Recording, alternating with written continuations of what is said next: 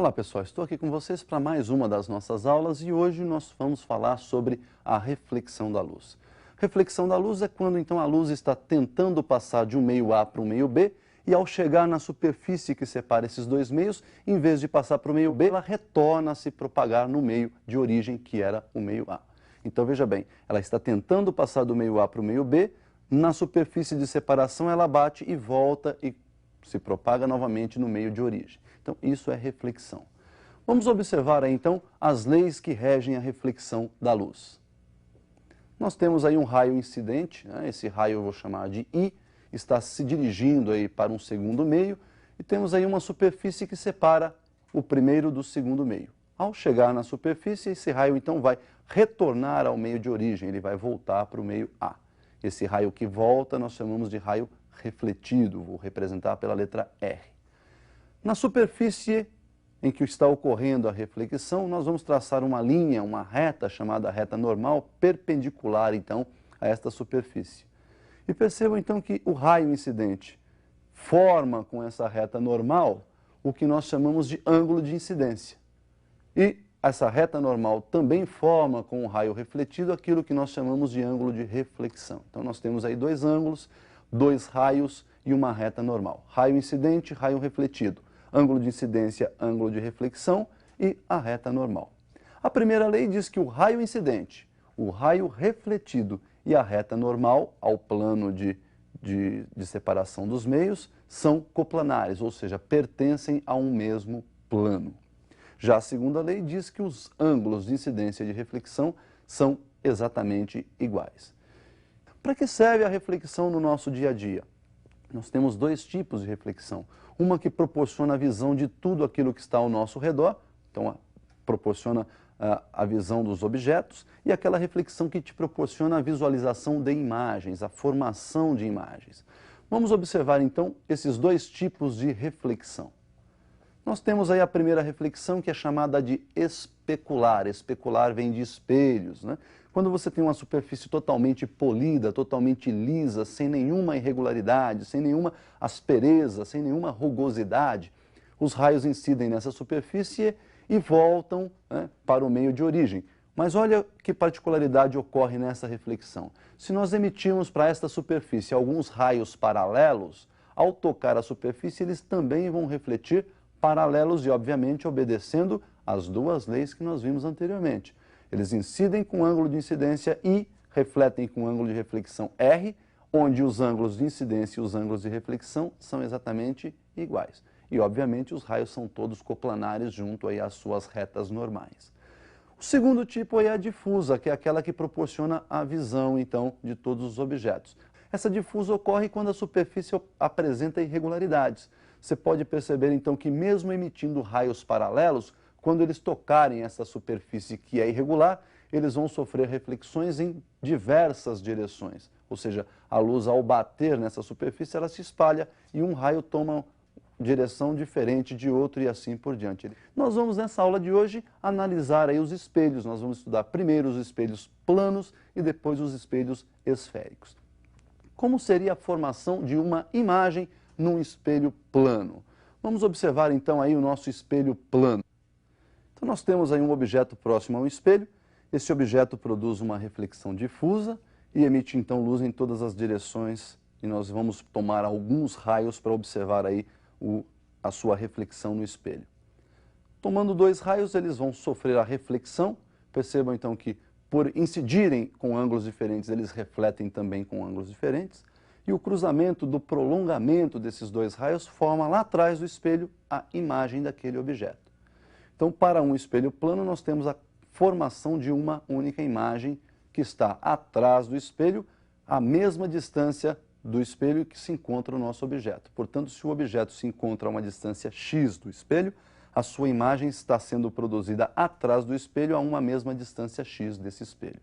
Observe então que o nosso objeto, por estar na frente do espelho, é considerado um objeto real e esta imagem, por estar atrás do espelho, ela é considerada então uma imagem virtual. Ela é formada pela projeção ou pelas projeções dos raios refletidos.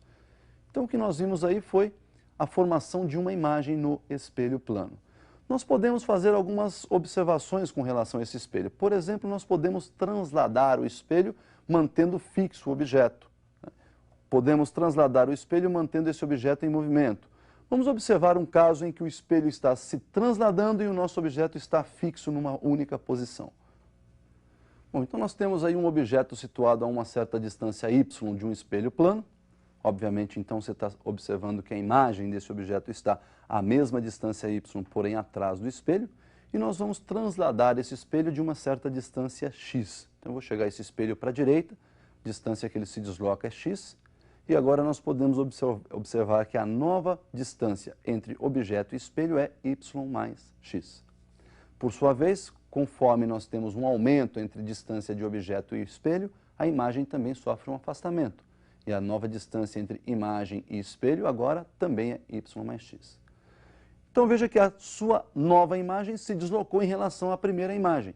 E essa distância deslocada nós vamos chamar de z. E podemos observar pela figura que se somarmos y mais z, nós temos a distância entre o objeto e a nova posição da imagem, a nova imagem. Por outro lado, se somarmos y mais x, mais x, também temos essa distância. Então, nós podemos fazer aí uma igualdade, y mais z, igual a y mais x mais x. Bom, juntando ali os y do lado esquerdo, eu tenho 2y mais z.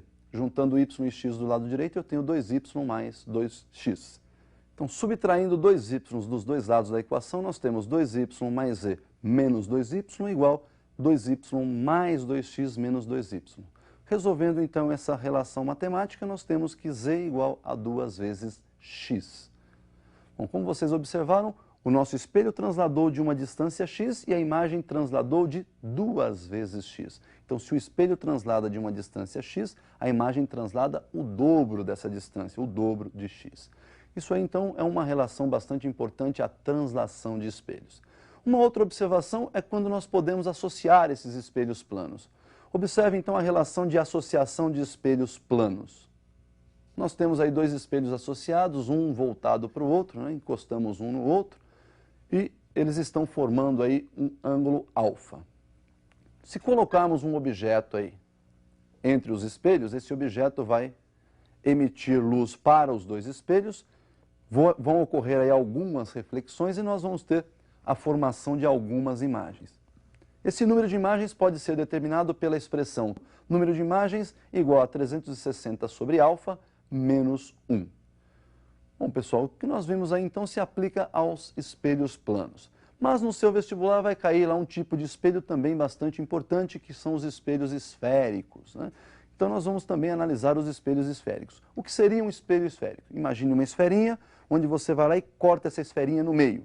Essa esferinha é oca, uma das partes você tem lá um polimento interno, você tem uma parte côncava refletindo, e nós vamos chamar isso de espelho côncavo. A outra metade você faz um polimento externo, de modo que a face externa seja uma face refletora especular. Daí então nós vamos ter o chamado espelho convexo. Então vamos observar isso aí num visual, como fica a representação desses espelhos esféricos côncavo e convexo. Olha lá então, como eu disse a vocês, aquela calota esférica, quando é feita polimento interno, reflexão interna, nós temos aí o chamado espelho côncavo. E do outro lado nós temos um polimento externo, na outra parte da esfera, nós temos lá o chamado espelho convexo. Representação desses espelhos está ali, ó, essa quase reta, com as extremidades curvas, né? E esses tracinhos que a gente coloca lá em cima, perto da parte curva, é para representar que a face do lado esquerdo é uma face rústica, não refletora especular. Portanto, ele reflete a luz especularmente por dentro da curvatura. Já o segundo, que é a representação aí do espelho convexo, esses tracinhos estão dentro da curva, significando então que por dentro a reflexão é difusa e que por fora a reflexão é especular. Muito bem, pessoal. Esses espelhos eles formam algumas imagens interessantes, né? Nós vamos então observar o que acontece com os raios. Esse estudo foi feito por Gauss, raios de luz que chegam a esse espelho, como é que eles se refletem, né? E nós temos aí os chamados raios paraxiais, que são aqueles raios bem próximos ao eixo principal desse espelho, e observar a formação das imagens. Então, observem primeiro aí o que nós chamamos de raios notáveis no espelho. Nós temos aí três raios importantes e vamos fazer já uma associação entre os dois espelhos. Se você tem lá no seu espelhinho, né, o eixo principal é aquele eixo que passa pelo centro do espelho, vai até o vértice do espelho é o vértice da esfera de onde ele foi tirado. Então nós temos aí um eixo que passa pelo centro e pelo vértice, e no ponto médio do segmento CV, entre o centro e o vértice, nós temos o chamado foco do espelho. Se você emite um raio paralelo a esse eixo principal para qualquer um dos dois espelhos, este raio vai bater lá no seu espelho e vai refletir passando pelo foco. Então olha lá, para o espelho côncavo, paralelo reflete e volta pelo foco. Já no espelho convexo, por ter foco virtual, ele vai bater ali e vai refletir na direção do foco. Portanto, se você prolongar esse raio refletido, o prolongamento dele vai cruzar o foco lá atrás. Então esse raio é bastante importante. O segundo raio é o inverso desse, né? Se o paralelo refletiu na direção do foco, todo raio que for incidente passando pelo foco vai refletir paralelo ao eixo principal. Isso também acontece aí para os dois espelhos. E por outro lado, se você tem um espelho onde a incidência é no próprio vértice, incidiu no vértice, vai refletir com o mesmo ângulo. Esses ângulos, então, formado entre raio incidente e eixo principal e raio refletido e eixo principal. Também se aplica aos dois espelhos. Bom, pessoal, esses raios notáveis eles são usados na construção das imagens. Nós vamos ver um exemplo de construção de imagens e vamos aí determinar as equações estabelecidas por Gauss aí para o espelho. Equação de Gauss para relacionar as coordenadas de posição de objeto, imagem e do foco do espelho, e ainda uma relação de ampliação, para saber se a imagem foi ampliada, se ela foi reduzida ou se ela permaneceu do mesmo tamanho do objeto. Então observem na tela. Então nós temos aí um objeto diante de um espelho, olha lá, vou traçar um raio daqueles que nós vimos, notável, saindo da extremidade superior do objeto, tocando o espelho, portanto paralelo ao eixo, e refletindo na direção do foco. Um segundo raio saindo do mesmo ponto na direção do foco vai refletir paralelamente ao eixo principal. Nós temos então o cruzamento desses dois raios, a formação da nossa imagem.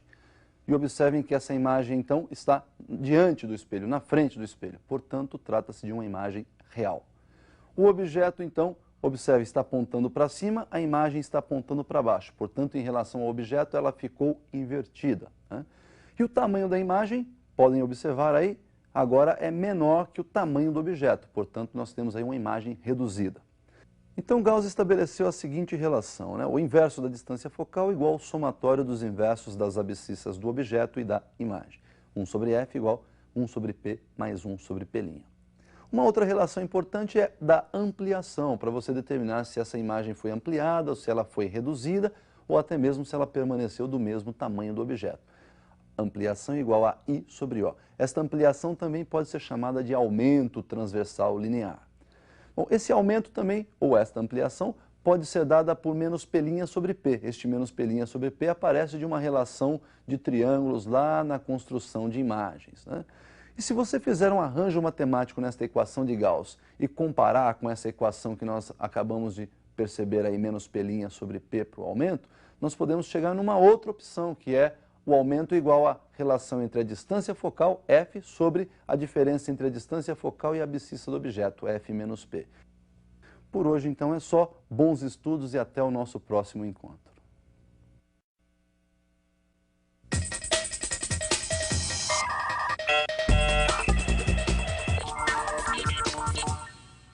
Olá pessoal, estou aqui com vocês para mais uma das nossas aulas de física e hoje a gente vai falar sobre a refração da luz.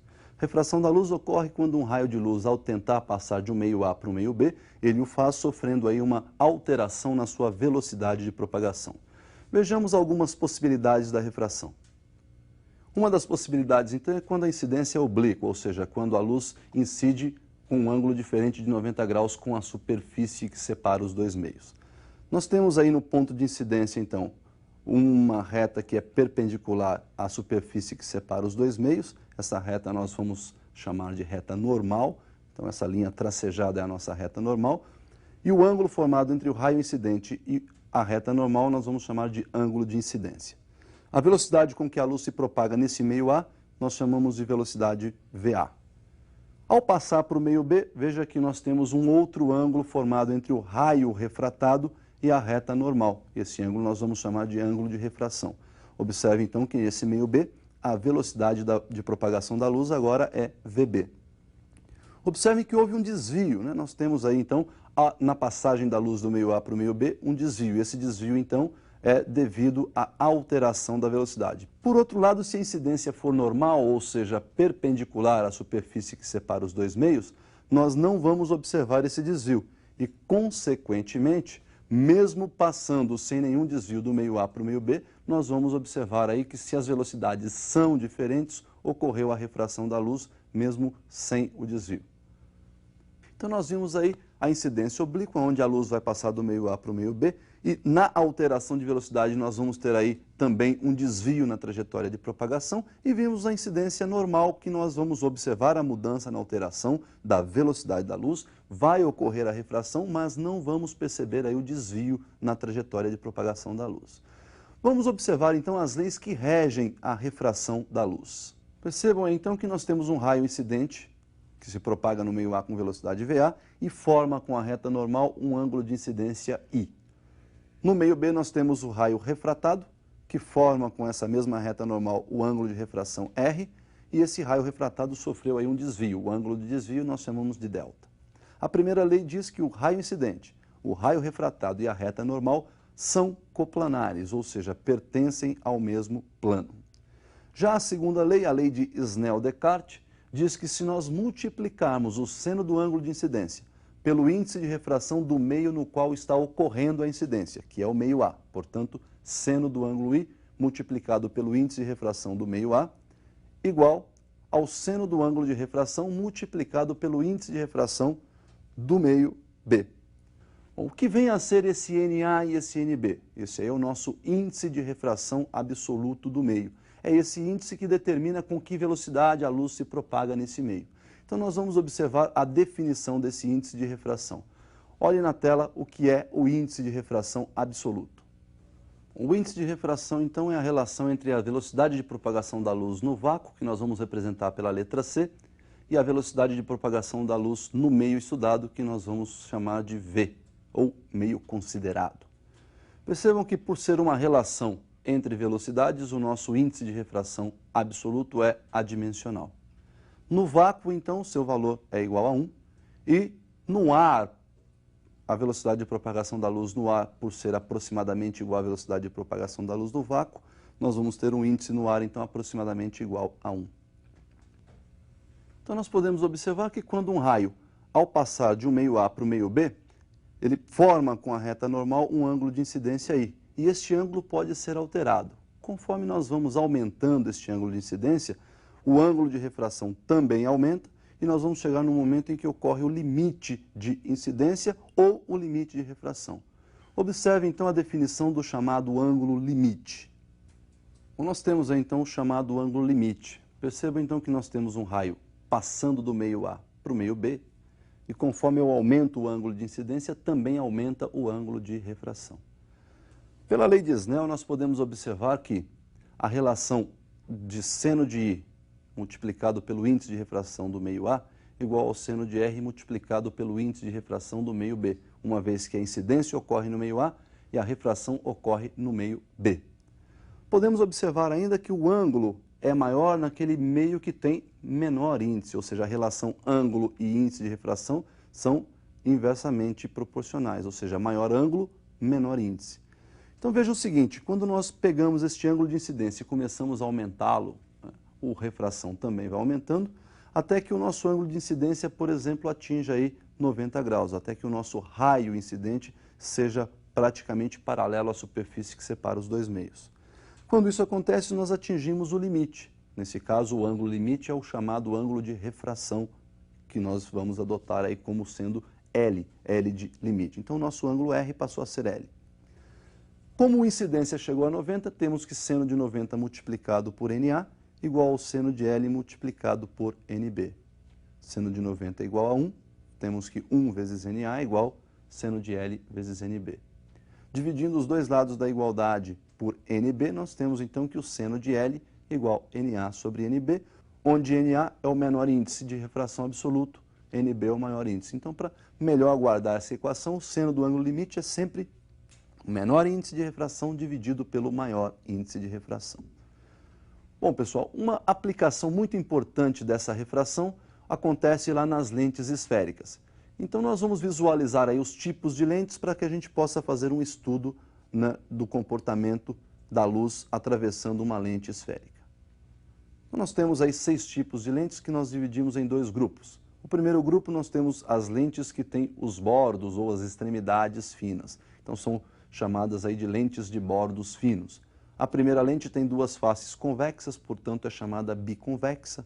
A segunda lente tem uma face plana e a outra convexa, por isso é chamada plano-convexa. E a terceira lente tem uma face côncava e a outra convexa, por isso é chamada então côncavo-convexa. Já o segundo grupo nós temos aí as lentes de bordos grossos ou bordos espessos, né? As extremidades são grossas. Essa primeira lente, 2 faces côncavas, por isso ela é chamada bicôncava. A segunda lente nós temos uma face côncava e a outra plana, por isso plano-côncava. E a terceira lente, a face convexa e uma face côncava, daí então o nome convexo-côncava. E essas lentes elas podem se comportar como divergentes ou convergentes. Vejamos então qual é a relação entre a lente convergente e a lente divergente. Vamos diferenciar esses 2 tipos de lentes. Então nós podemos observar que as lentes esféricas elas podem ser chamadas de delgadas convergentes ou delgadas divergentes. Delgada é quando a sua espessura é muito menor do que os raios de curvatura das faces esféricas. Muito bem, a delgada convergente. Então nós temos aí o eixo principal, que é esse eixo que liga aí o centro óptico da lente com os pontos focais e com os pontos antiprincipais. Então o A, ponto antiprincipal objeto, F é o ponto focal objeto, é o foco objeto, F' é o foco imagem e o A' é o antiprincipal imagem. E o centro óptico nós vamos chamar de O. Quando nós temos então aí um raio incidindo, né, por exemplo, paralelamente a esse eixo principal, esse raio sofre nesta primeira lente uma convergência, ou seja, ele se aproxima do eixo principal. Quando a lente é divergente, o mesmo raio se aproximando então da lente, ele vai sofrer uma divergência, ele vai se afastar do eixo principal. Observe que na lente divergente nós temos aí uma troca no posicionamento dos pontos focais e dos pontos antiprincipais. Então, o antiprincipal objeto e o foco objeto estão do lado então onde a luz sofre a refração. E o antiprincipal imagem e o foco imagem estão do lado onde a luz está sendo incidida aí, onde a luz incide nessa lente. Qualquer uma daquelas lentes que nós vimos no grupo anterior, né, pode se comportar como lente convergente ou como lente divergente. Então nós temos que lembrar dessa relação. Olha, se o índice de refração da lente, do material de que é feito a lente, for maior do que o índice de refração do meio onde essa lente está sendo utilizada, ela vai ser convergente se ela tiver bordos finos, ou divergente se ela tiver bordos grossos. Por outro lado, se o índice de refração do material de que é constituído, de que é feita essa lente, for menor do que o índice de refração do meio de utilização dessa lente, ela vai ser divergente se tiver bordos finos ou convergente se tiver bordos grossos. Então nós vimos aí os raios que vão passar por essas lentes e, no caso das lentes convergentes, esses raios vão se aproximar do eixo principal. No caso das lentes divergentes, esses raios vão se afastar aí do nosso eixo principal. Observe os raios notáveis, então, para as lentes convergentes e divergentes. Primeiro raio notável, já vou falar, então, das 2 lentes, convergente e divergente. É mais ou menos o mesmo enunciado dos espelhos esféricos, né? Todo raio que incide paralelamente ao eixo principal de uma lente, seja ela convergente ou divergente, vai atravessar essa lente, sofrendo a refração e saindo na direção do foco. Veja que para a lente convergente, ele se aproxima do eixo passando pelo foco imagem. Na lente divergente, ele se afasta na direção do foco imagem, que para esse tipo de lente ficou do lado da incidência, ou seja, esse foco é virtual. O segundo raio notável, nós temos aí o raio passando pelo foco principal e saindo paralelo. Isso acontece então na nossa lente convergente, passou pelo foco objeto, vai sair paralelo ao eixo principal. E na lente divergente, aquele raio que vai na direção do foco objeto, que está lá do outro lado, vai sair aí, vai refratar-se paralelamente ao eixo principal. O terceiro raio é comum, é igual aí para as 2 lentes. Ele incide no centro óptico da lente e não sofre nenhum desvio, tanto nas lentes convergentes quanto nas lentes divergentes. Então nós vimos aí os raios notáveis e esses raios são usados para você obter, através da construção gráfica, as imagens, a formação das imagens oferecidas pelas lentes esféricas. Nós vamos ver aí um exemplo de construção gráfica e definir as equações para utilização nas lentes esféricas. Observe então essa construção e as equações que nós vamos utilizar aí para a resolução dos exercícios sobre lentes esféricas. Nós temos aí então um objeto que está antes do anteprincipal. Todo raio que sai desse objeto paralelamente ao eixo principal deverá passar pelo foco. Nós vamos tomar um raio aí como sendo o nosso guia, esse raio que está passando pela parte superior do objeto. E desse mesmo ponto aí nós vamos emitir um segundo raio passando pelo foco, que ao passar pela lente deverá sair paralelo ao eixo principal. O cruzamento desses dois raios define aí a posição da nossa imagem. Percebam então que essa imagem aí está sendo formada pela luz direta, portanto é uma imagem real, a luz está chegando até a imagem. Ela ficou invertida em relação ao nosso objeto, portanto em relação ao objeto ela é invertida, e o tamanho dela em relação ao nosso objeto é, pela figura você pode perceber, ela ficou bem menor, o tamanho ficou reduzido em relação ao objeto. A distância do objeto até a nossa lente, né, nós vamos chamar de P, tamanho do objeto nós vamos chamar de O, tamanho da imagem nós vamos chamar de I, a distância da imagem até a nossa lente nós vamos chamar de P', e a distância focal nós vamos chamar de F'. Segundo Gauss, então, nós já vimos essa equação para os espelhos, vale também para as lentes. O inverso da distância focal é igual ao somatório dos inversos das abscissas do objeto e da imagem. 1 sobre F igual 1 sobre P mais 1 sobre P'. Para saber se a imagem, então, foi ampliada, se ela foi reduzida e quantas vezes foi ampliada ou quantas vezes foi reduzida, nós temos aí o cálculo da ampliação ou do aumento transversal linear, que pode ser dado pela relação entre imagem e objeto, I sobre O, ou, por uma semelhança de triângulos, pode ser menos P' sobre P, ou fazendo um arranjo na nossa equação de Gauss, pode ser F sobre F menos P. Então nós vimos aí as equações que se aplicam às lentes esféricas, vocês perceberam que são as mesmas que se aplicam lá aos espelhos esféricos, e nós vamos utilizar essas equações para resolver os exercícios aí sobre lentes e espelhos esféricos. Por hoje, então, é só. Até o nosso próximo encontro. Bons estudos!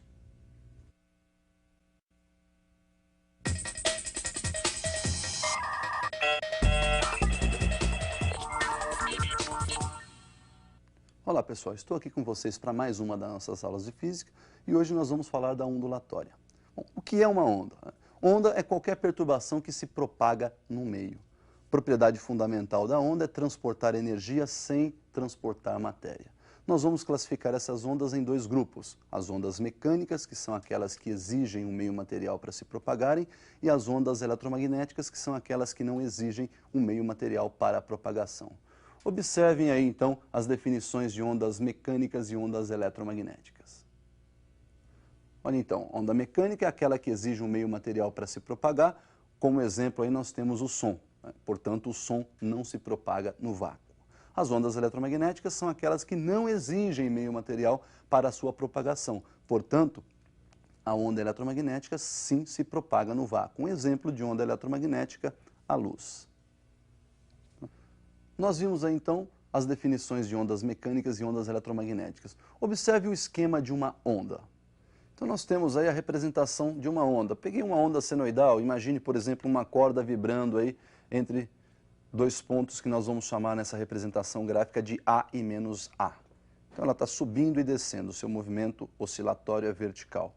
Percebam que este A, então, é o que nós vamos chamar de amplitude da onda. Então, você tem aí a amplitude positiva, que é a distância do eixo até a crista, e a amplitude negativa, que é a distância do eixo até o vale ou a depressão.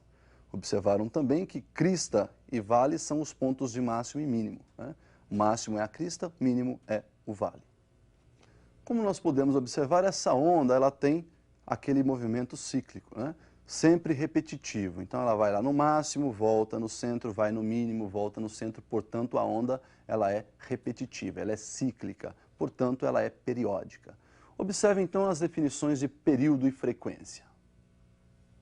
Olha aí, frequência é o número de oscilações que vai ocorrer com essa nossa onda num determinado intervalo de tempo. Se nós considerarmos que o tempo para se realizar uma oscilação completa é o período, nós podemos então dizer que para uma oscilação, o tempo é de um período e, consequentemente, a frequência é o inverso do período.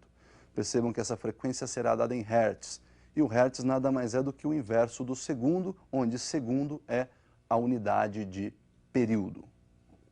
Agora, então, que nós já conhecemos a onda, nós podemos fazer o seu estudo matemático e definir aí, então, o que nós chamamos de equação fundamental da ondulatória. Equação esta que vem sendo cobrado ano a ano no vestibular. Isso aparece todos os anos nos vestibulares. Então, prestem bastante atenção nessa nossa equação fundamental. De olho no visual comigo.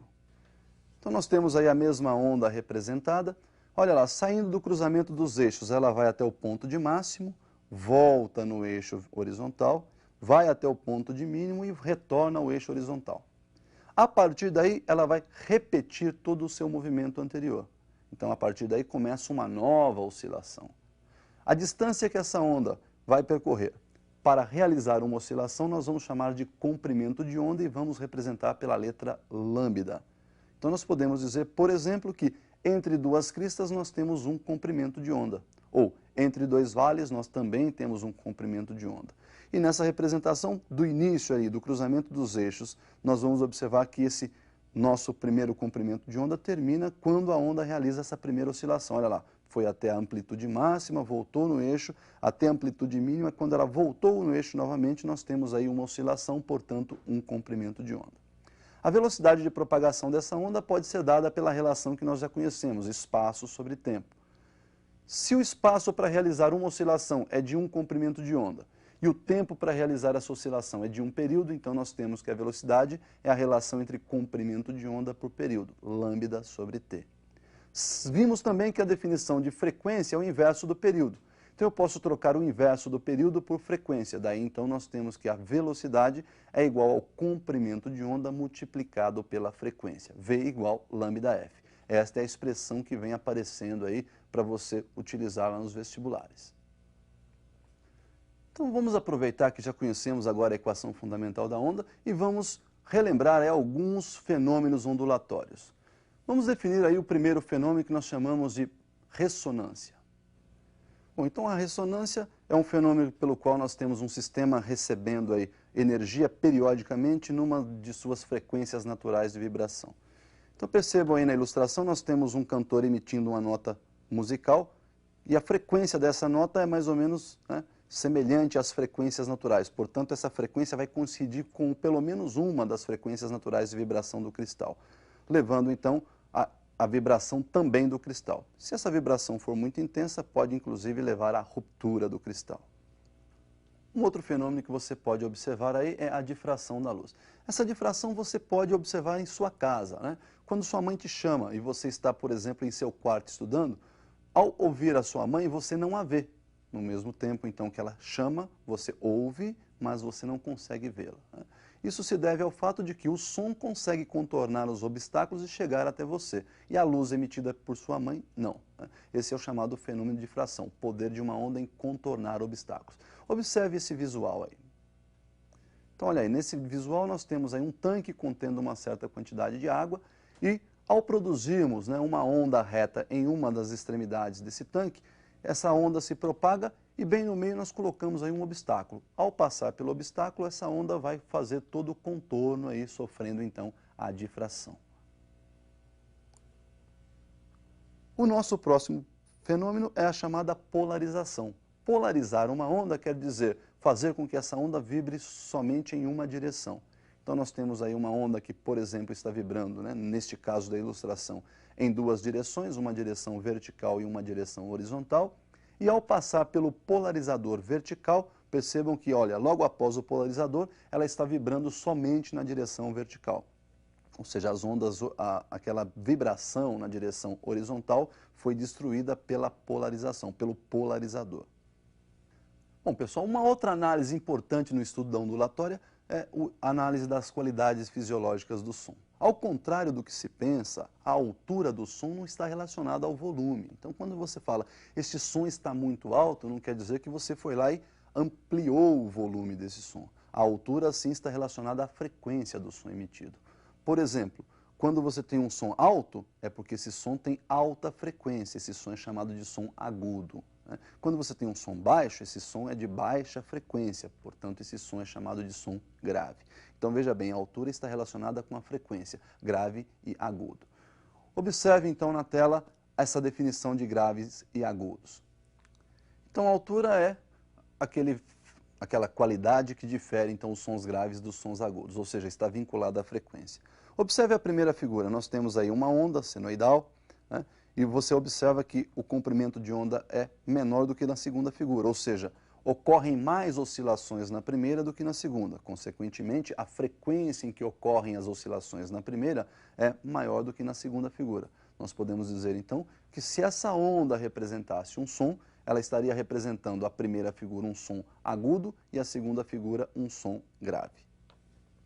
Bom, e a segunda qualidade fisiológica que nós vamos ver então é a intensidade sonora. Bom, a intensidade sim, esta está relacionada ao volume, né?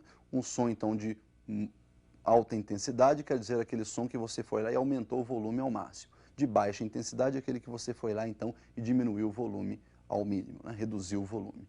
Veja que a intensidade ela está ligada à amplitude da onda. Então, amplitude quer dizer alta intensidade, menor amplitude quer dizer baixa intensidade. Também preparei aí uma figurinha para você comparar essas duas relações de som mais intenso, som menos intenso.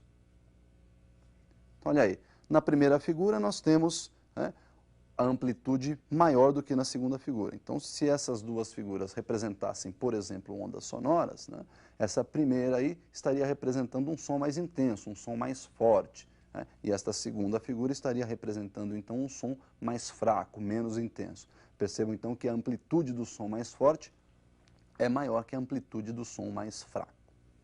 E a terceira qualidade está aí, timbre. Ó, o timbre difere dois sons de mesma frequência e de mesma altura. Bom, então nós vimos aí a definição do timbre, né? Se você, por exemplo, tiver uma guitarra e um piano emitindo a mesma nota musical, na mesma frequência, na mesma intensidade, você consegue diferenciar o som emitido pela guitarra e o som emitido pelo piano através do timbre. Um outro efeito importante, ou um outro estudo importante que nós temos para fazer dentro da ondulatória é o efeito Doppler-Fizeau. Observem na tela que eu preparei para vocês aí a relação entre frequências de fonte e frequências aparentes aí no efeito Doppler. Então observem aqui na aproximação, esse exemplo eu escolhi aí para uma onda sonora, pode ser também para uma onda eletromagnética.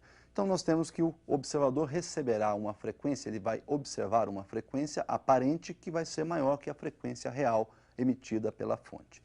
Então, essa frequência pode ser calculada pela relação que aparece também na tela. Olha, frequência aparente dividido pela velocidade da onda emitida, no nosso caso aí uma onda sonora, mais ou menos a velocidade do observador, igual à frequência real da onda emitida, né, dividido pela velocidade dessa onda, no nosso caso aí de novo, né, a nossa onda sonora, mais ou menos a velocidade da fonte. Esse mais ou menos que aparece na relação aí é porque nós temos uma orientação para a velocidade positiva. Essa orientação é sempre do observador para a fonte. Então, quando o observador se aproxima da fonte, a sua velocidade é positiva. Quando a fonte se aproxima do observador, a velocidade da fonte é negativa. Bom, então nós vimos aí a relação entre frequência aparente e frequência real na aproximação. Nós podemos observar isso também no afastamento. Observe comigo aí o visual. No afastamento, nós vamos observar então que a frequência observada ou a frequência captada aí pelo nosso observador, é a chamada frequência aparente, ela vai ser menor que a frequência real emitida pela fonte. No nosso caso, de novo, uma fonte sonora, nós temos aí o observador e a relação é a mesma que nós vimos anteriormente, né? A frequência aparente captada pelo nosso observador, ou observada por ele, é a velocidade da nossa onda que está sendo emitida, no nosso caso uma onda sonora, mais ou menos a velocidade do observador, se ele estivesse deslocando, igual à frequência real emitida pela fonte, dividido então pela velocidade dessa onda que foi emitida, mais ou menos a velocidade da fonte se ela estiver também se deslocando.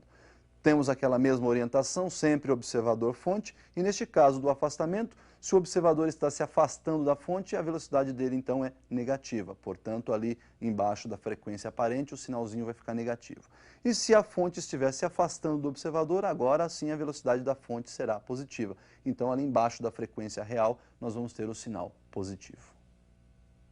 Então, pessoal, o que nós tínhamos para ver hoje sobre ondulatória era isso aí, né? a onda, o estudo matemático, as qualidades fisiológicas do som e os fenômenos ondulatórios. Por hoje, então, é só. Até o nosso próximo encontro e bons estudos.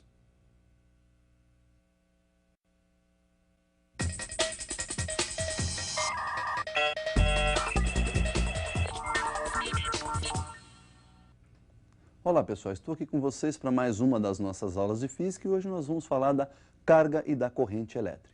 Para lembrar então do estudo dessas cargas elétricas, nós vamos lembrar dos átomos, né, e das partículas elementares.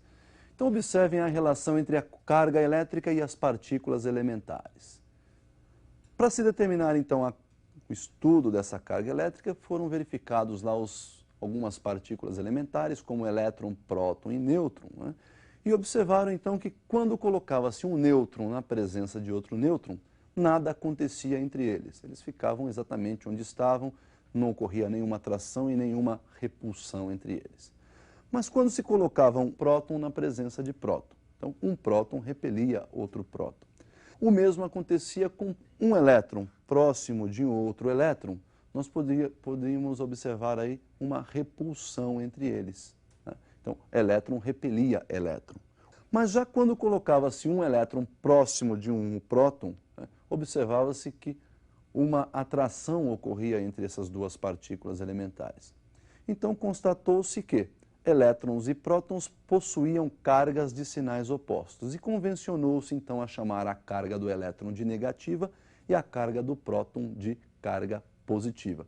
Uma vez então que já percebíamos aí no nêutron a ausência de carga elétrica. Bom, nós observamos então aí que dessas partículas elementares, das três partículas elementares, duas possuíam cargas elétricas, o elétron e o próton. E essa carga elétrica então foi medida e constatou-se ainda que, mesmo possuindo massas diferentes, essas duas partículas possuíam a mesma quantidade de carga, porém com sinais opostos. E esta carga então foi chamada de carga elementar. Observe então a intensidade da carga elementar. Então olha aí, a carga elementar nós vamos representar pela letrinha E ela vale 1,6 10 elevado a menos 19 coulomb. Para o elétron então carga negativa, menos 1,6 vezes 10 elevado a menos 19 coulomb. E para o próton, carga positiva, mais 1,6 vezes 10 elevado a menos 19 coulomb. Então, pessoal, nós vimos aí a definição de carga elétrica e o próximo passo é definir os chamados meios condutores ou os condutores elétricos. Nós podemos encontrar condutores elétricos nos estados sólido, líquido e gasoso. Então, vamos observar esses condutores nos estados sólido, líquido e gasoso. Condutor no estado sólido, como exemplo, nós temos os metais. O motivo é simples, porque eles têm aí uma quantidade de elétrons livres muito grande, né? E esses elétrons livres, então, é que vão ser os portadores de cargas elétricas, é quem vai fazer o transporte das cargas elétricas. Então, nos condutores sólidos, impera aí o transporte de cargas elétricas feito pelos elétrons. Condutor no estado líquido, nós temos como exemplo as soluções iônicas. E lá, então, quem possui as carguinhas elétricas e quem vai fazer esse transporte são os íons. E temos ainda o condutor gasoso, que temos como exemplo os gases ionizados, e quem vai fazer o transporte, então, lá de cargas elétricas são os íons e os elétrons. Então, como nós podemos ver aí, os condutores podem estar no estado sólido, líquido e gasoso, e para cada uma dessas situações nós temos aí um portador ou alguns portadores. No caso dos gases ionizados, nós temos como portadores de cargas os íons, cátions e ânions e também os elétrons. Muito bem.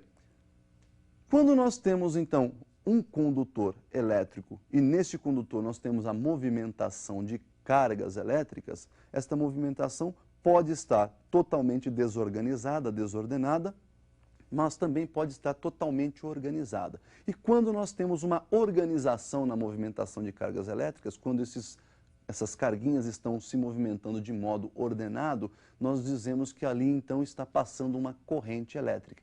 Então nós vamos definir a corrente elétrica. Corrente elétrica é um movimento, então, organizado de cargas elétricas. Deem uma olhada, então, nesse visual. Nós temos aí, inicialmente, um condutor, por exemplo, no estado sólido, vários elétrons livres se deslocando caoticamente, um para cada lado, né? E quando nós aplicamos, por exemplo, uma diferença de potencial entre os terminais desse condutor, ou seja, nas duas extremidades, nós pegamos aí, por exemplo, essa bateria, polo positivo, nós temos uma ausência de elétrons, está faltando elétrons no polo positivo, polo negativo está sobrando elétrons, e ainda temos mais os elétrons livres do condutor. Quando nós fechamos o circuito, fazemos a ligação aí desse condutor aos dois polos da bateria, todos os elétrons livres do condutor, mais os elétrons que estão alojados no polo negativo, todos querem ir para o polo positivo. Muito bem, então nós vamos ter aí um movimento e por ter aí todos querendo ir para o mesmo ponto, né, eles vão se organizar de tal forma que aquele movimento bagunçado antes da ligação passa agora a ser um movimento todo organizado. E esse movimento organizado de elétrons nós chamamos de corrente elétrica. Então, pessoal, como nós vimos aí, a corrente elétrica é um movimento organizado de elétrons. E como você pode perceber, este é o sentido real de movimentação da corrente elétrica, de movimentação dos elétrons. Então, também conhecido como sentido real da corrente elétrica. Mas, na prática, quando se começou a estudar a corrente elétrica, né, se pensava o contrário, se pensava que os prótons é que se deslocavam. Então, naquela época, adotou-se o sentido da corrente como sendo oposto a esse que nós acabamos de ver. E, portanto, nós temos aí dois sentidos, o sentido real, que é esse que a gente acabou de ver, e o sentido convencional. Portanto, então, percebam aí na tela como é que vai ficar essa orientação da corrente elétrica.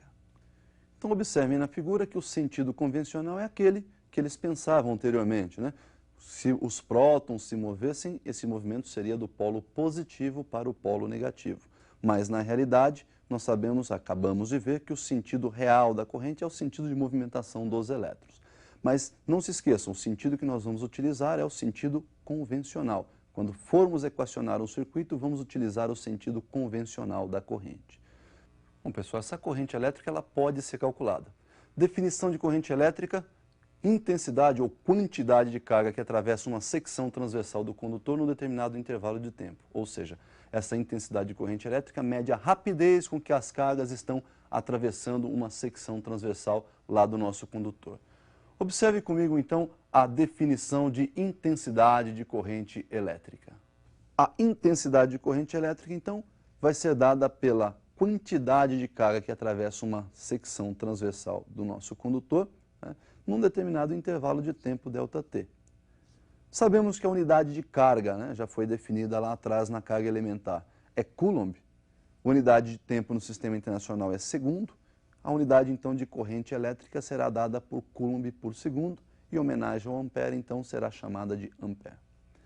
Perceba ainda que se você calcular essa quantidade de carga em relação à quantidade de elétrons, né, basta você multiplicar, então, o número de elétrons que atravessa essa secção transversal do nosso condutor pela carguinha elementar que cada elétron carrega com ele. Então, carga ou quantidade de carga total que atravessa a secção é dada pelo número de elétrons que passaram por essa secção, multiplicado aí pela carga elementar, que é a carga que cada elétron transporta. Bom, então nós vimos aí a definição de intensidade de corrente elétrica, e essa intensidade é medida em ampere. Nós podemos observar que essa intensidade ela pode ser constante, pode ser variável. E nós temos aí então uma propriedade gráfica muito importante para a nossa corrente ou nossa intensidade de corrente elétrica.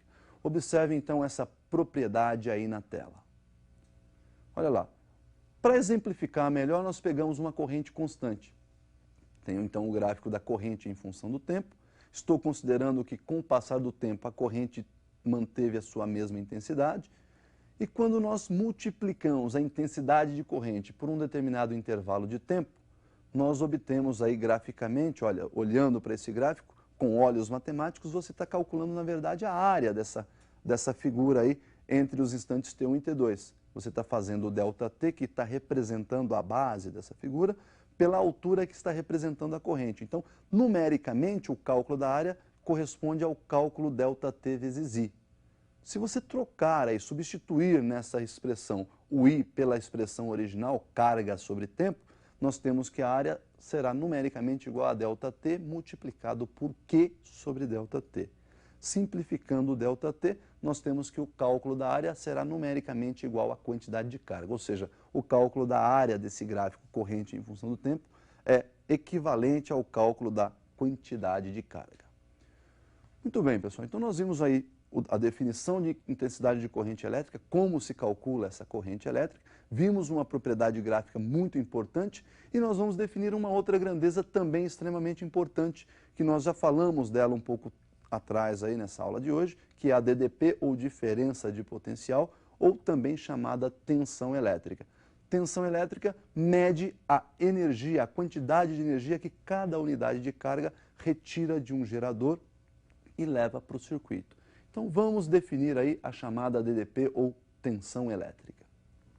Observe aí que eu fiz para vocês um circuito. Esse circuito é muito simples, temos aí uma bateria, ou seja, um gerador elétrico, temos uma lâmpada, né, e esse gerador vai fornecer energia para essa lâmpada. Inicialmente o circuito está aberto, temos uma chave ali embaixo, interruptora, e essa chave está aberta. Quando nós fechamos essa chave, começa a circular pelo nosso circuito uma corrente elétrica. Bom, o que é corrente elétrica? Movimentação organizada de cargas elétricas, de elétrons nesse caso, porque o nosso condutor aí é sólido. Muito bem, essas carguinhas vão entrando lá no nosso gerador, vão tirando desse gerador uma certa quantidade de energia e vai levando essa energia para o circuito. Quem consome essa energia é a nossa lâmpada. A DDP, ou seja, a tensão elétrica desse nosso gerador, representado então por essa bateria ou essa pilha que você está vendo aí, é nada mais, nada menos do que a quantidade de energia elétrica que toda carguinha unitária retira desse gerador. Então, toda carguinha unitária passa lá dentro, pega uma quantidade de energia elétrica e leva para a lâmpada. E essa lâmpada, então, transforma essa energia elétrica, parte em energia luminosa e parte em energia térmica. Nós temos como unidade de energia o joule. Como unidade de carga nós temos o coulomb, então a unidade de tensão elétrica, joule por coulomb, que nós vamos representar pela letrinha V, ou seja, o volt. Em homenagem então aí, nós vamos chamar esse joule por coulomb de volt. Então nós vimos aí a definição de tensão elétrica, que mede a energia que toda carguinha unitária retira lá do nosso gerador. Então olha lá, dizer que uma bateria, por exemplo, tem 12 volts de tensão, significa dizer o quê? Que toda carguinha unitária vai entrar dentro dessa bateria e vai retirar dela 12 joules de energia e levar para o circuito. Tudo bem, pessoal? Então nós vimos aí hoje a definição de intensidade de corrente, definição de carga elétrica, vimos a definição de condutores elétricos, tensão elétrica, e tudo isso serve para você então aplicar nos exercícios. Tenham então aí uma boa semana, bons estudos e até o nosso próximo encontro.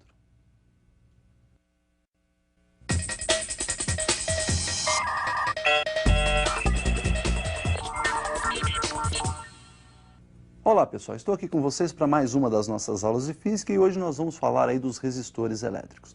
Resistor é todo elemento que faz a conversão, que transforma energia elétrica em energia térmica. Em casa aí você tem alguns elementos que utilizam da resistência elétrica, por exemplo, ferro de passar roupas tem lá uma resistência elétrica para fazer o aquecimento, o secador de cabelos, o chuveiro elétrico, entre outros, né? Nós vamos então conhecer esse elemento chamado resistor. Observe então aí nessa figura o resistor e os símbolos que nós vamos utilizar nos circuitos elétricos. Um resistor normalmente ele vem nesse formato cilíndrico, né, olha, e pode ser representado dessas outras duas formas, um retângulo ou essa forma aí meio achurada, aí, né, um rabisquinho aí que sobe e desce nas diagonais.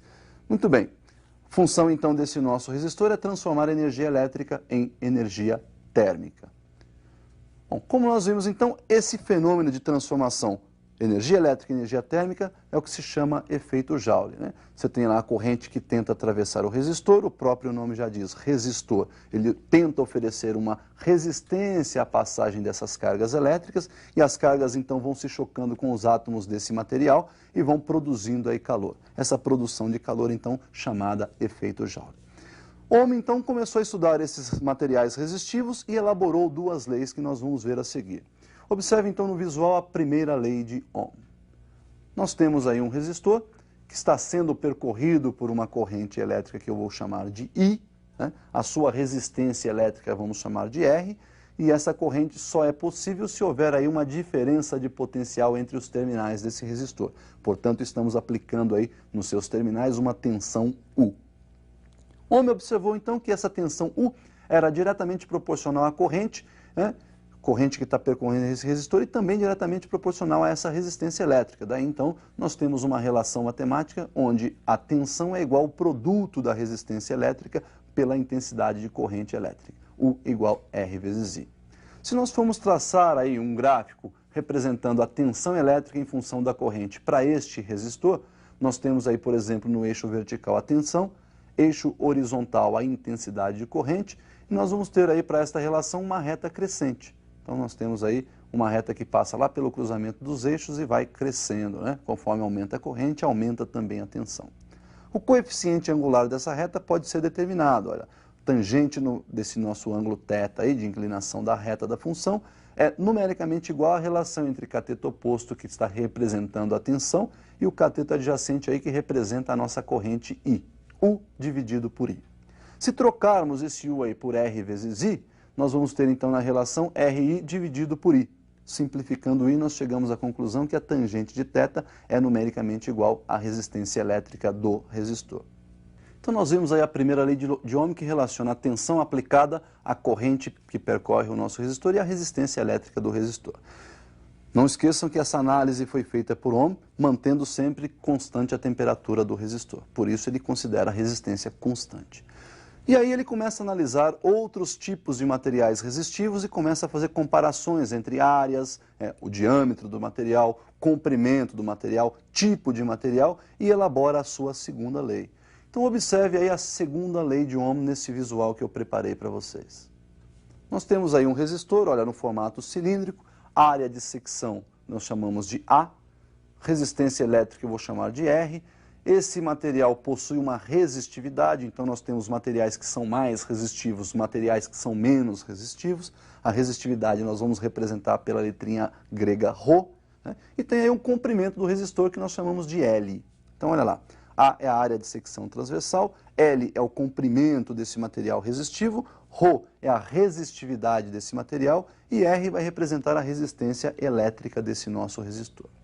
Segundo Ohm, então, a resistência elétrica ela é diretamente proporcional à resistividade, ou seja, quanto mais resistivo for o material, maior a resistência que ele oferece. É diretamente proporcional ao comprimento desse material, consequentemente, quanto maior for o comprimento, maior é a distância que as carguinhas devem percorrer. Consequentemente, maior será o número de choque entre as carguinhas elétricas e os átomos desse material. Portanto, quanto maior o comprimento, maior a resistência elétrica. E inversamente proporcional à área. Você aumentando a área, aí você então facilita a locomoção dessas cargas elétricas, então você reduz a resistência elétrica. A unidade de resistência elétrica, em homenagem então ao criador das duas primeiras leis, né, primeira e segunda lei, vai aí para o Ohm. E nós vamos representar pela letra grega ômega, que é essa aí que parece uma ferradura, né? Então a unidade de resistência elétrica é Ohm. Então nós vimos aí as duas leis de Ohm para os resistores elétricos. Não se esqueçam que o resistor é considerado resistor ôhmico quando a temperatura é constante, ou seja, quando ele vai ter então aí a resistência constante. Tudo bem? Bom, nós vamos agora aprender como associar esses resistores, né? Para efeitos aí práticos, nós podemos associar esses resistores em série e em paralelo. Observe então como é que nós vamos fazer essa associação em série. Bom, na associação em série nós temos aí um resistor após o outro e observe então que a corrente que passa pelo primeiro resistor é a mesma que vai passar pelo segundo e a mesma que vai passar pelo terceiro. Ou seja, na associação em série, a corrente elétrica é comum a todos os resistores que estão associados. Bom, se nós lembrarmos da primeira lei de Ohm, U igual a R vezes I, para cada um desses resistores nós vamos ter uma tensão particular. Para o resistor R1 tem uma tensão U1, né? Então U1 é R1 vezes I. Para o resistor R2 a mesma coisa, para o R3 também, né? Tensão U2 é R2 vezes I, a tensão U3 R3 vezes I. Então nós temos, na verdade, aí na associação de resistores em série um divisor de tensões. Se você pegar toda a tensão que está aplicada a esta associação de resistores, ela foi dividida em três, no nosso exemplo, aí, em três tensões parciais. Nós temos então que a tensão total é o somatório das tensões parciais. A tensão total, então, seria a soma de U1 mais U2 mais U3. O resistor equivalente, aí, lembrando que a corrente é a mesma para todo mundo, né, para todos os resistores, uma resistência que poderia substituir esses três aí, ela pode ser então dada pela soma né, dos resistores que estão associados. A resistência equivalente, então, é dada pela soma de R1 mais R2 mais R3. Então, nós vimos aí o primeiro caso de associação em série. Podemos fazer associação também em paralelo. Observe, então, aí a associação em paralelo dos resistores. Bom, então nós temos aí os resistores em paralelo e agora percebam que não é mais a corrente que é comum a todos os resistores. Nós temos aí agora a tensão elétrica comum a todos eles. Então, numa associação em paralelo, a tensão elétrica para todos os resistores é a mesma. A corrente agora está se dividindo, então nós temos aí um divisor de correntes, né?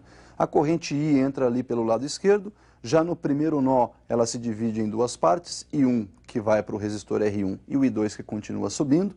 No segundo nó nós temos uma nova divisão, o I2 se divide em I3 que vai para o resistor R2 e I4 que continua subindo, e esse I4 é quem vai passar lá no resistor R3.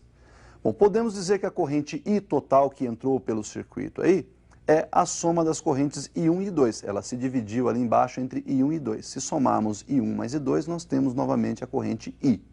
E sabemos também que a corrente I2 se dividiu em I3 e I4. Se somarmos I3 mais I4, nós temos então a corrente I2.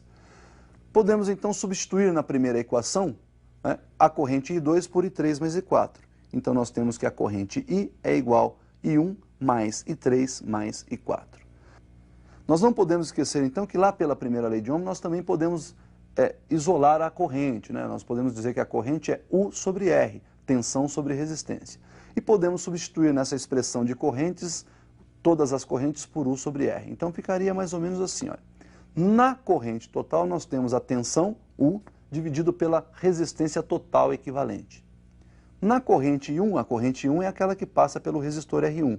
Nós temos então U dividido por R1. Na corrente I3, olha lá, I3 é a corrente que passa pelo R2. Nós temos U dividido por R2.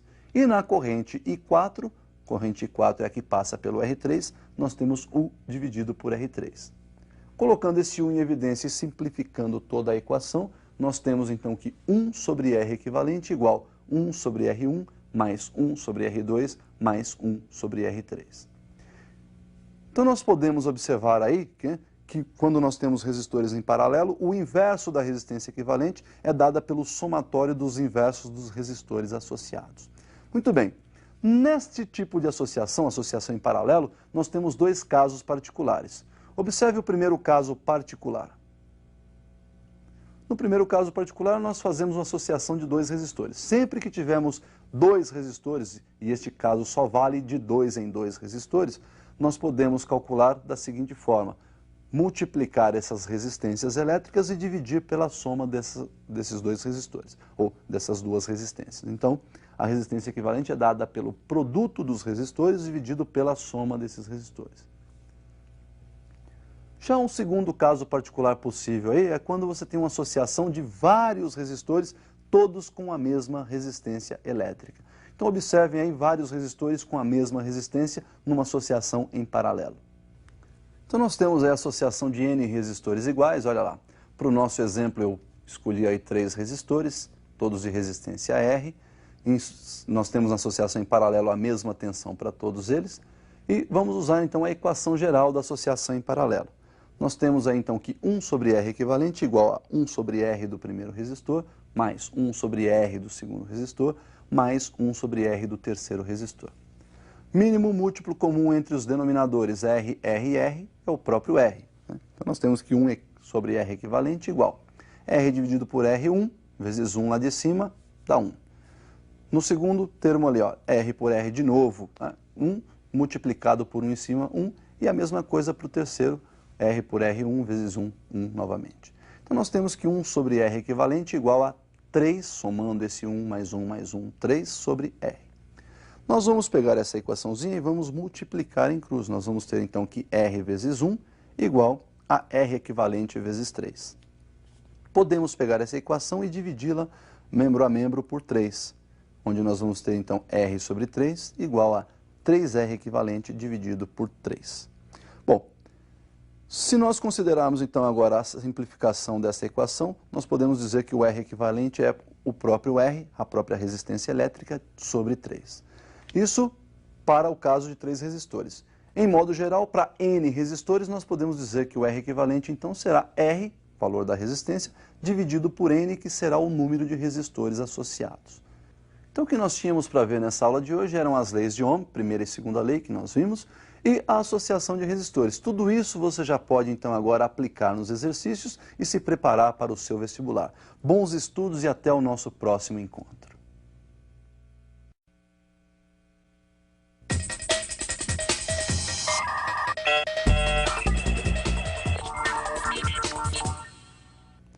Olá pessoal, estou aqui com vocês para mais uma das nossas aulas e hoje nós vamos falar dos geradores, dos receptores e da potência elétrica. Gerador é todo elemento, né, que faz a conversão de energia que não é elétrica em energia elétrica. Então, cuidado, o gerador ele não gera energia, ele só converte, ele transforma qualquer tipo de energia que não seja elétrica em energia elétrica. Vejamos então aí na tela o símbolo do gerador que nós vamos usar nos circuitos. Nós temos aí um gerador que nós vamos chamar de ideal, né, que é aquele gerador que vai fazer toda a conversão de energia, né, não elétrica em energia elétrica. Então esse gerador é representado aí por dois traços, o menor representando o polo negativo, o maior representando o polo positivo.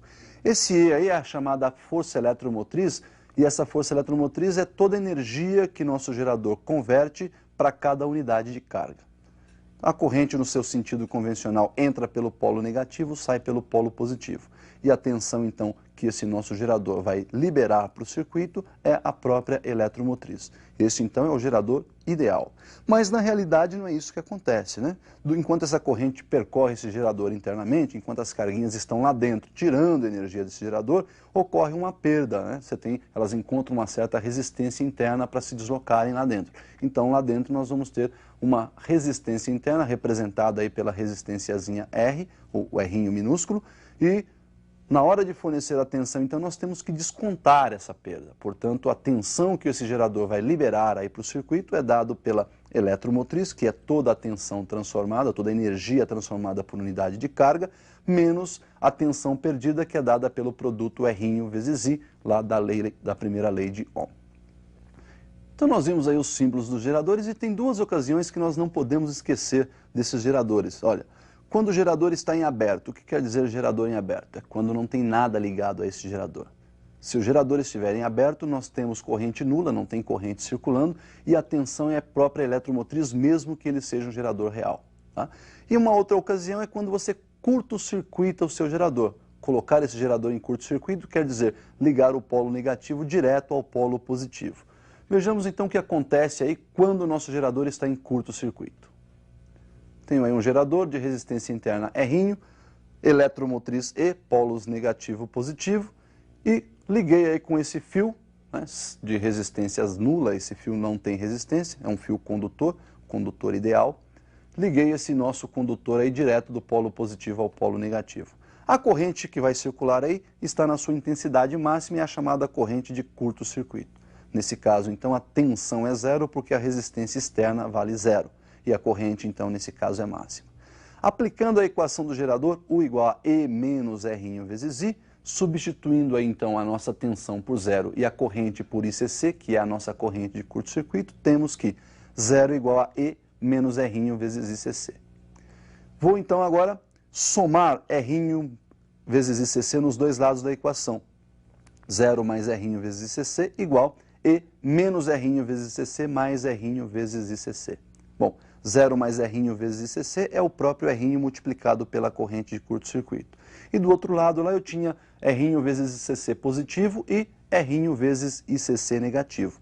Um anula o outro, então nós temos do outro lado da igualdade somente a eletromotriz. Daí nós podemos isolar o Rzinho e também isolar a corrente de curto-circuito, obtendo aí duas relações importantes. Primeira, então, Rzinho igual a E sobre ICC, ou seja, resistência interna, eletromotriz por corrente de curto-circuito. E na segunda relação, corrente de curto-circuito igual a eletromotriz dividido pela resistência interna, E sobre Rzinho. Então nós vimos aí o gerador em curto-circuito, aquelas duas relações, e vamos então representar graficamente ou ver a curva característica do gerador ideal e também do gerador real. Observe então como ficariam esses gráficos, a representação gráfica, a curva característica dos geradores. Olha lá, para o gerador ideal nós não temos resistência interna, portanto a tensão para qualquer corrente vai ser sempre o mesmo valor e é exatamente igual à eletromotriz.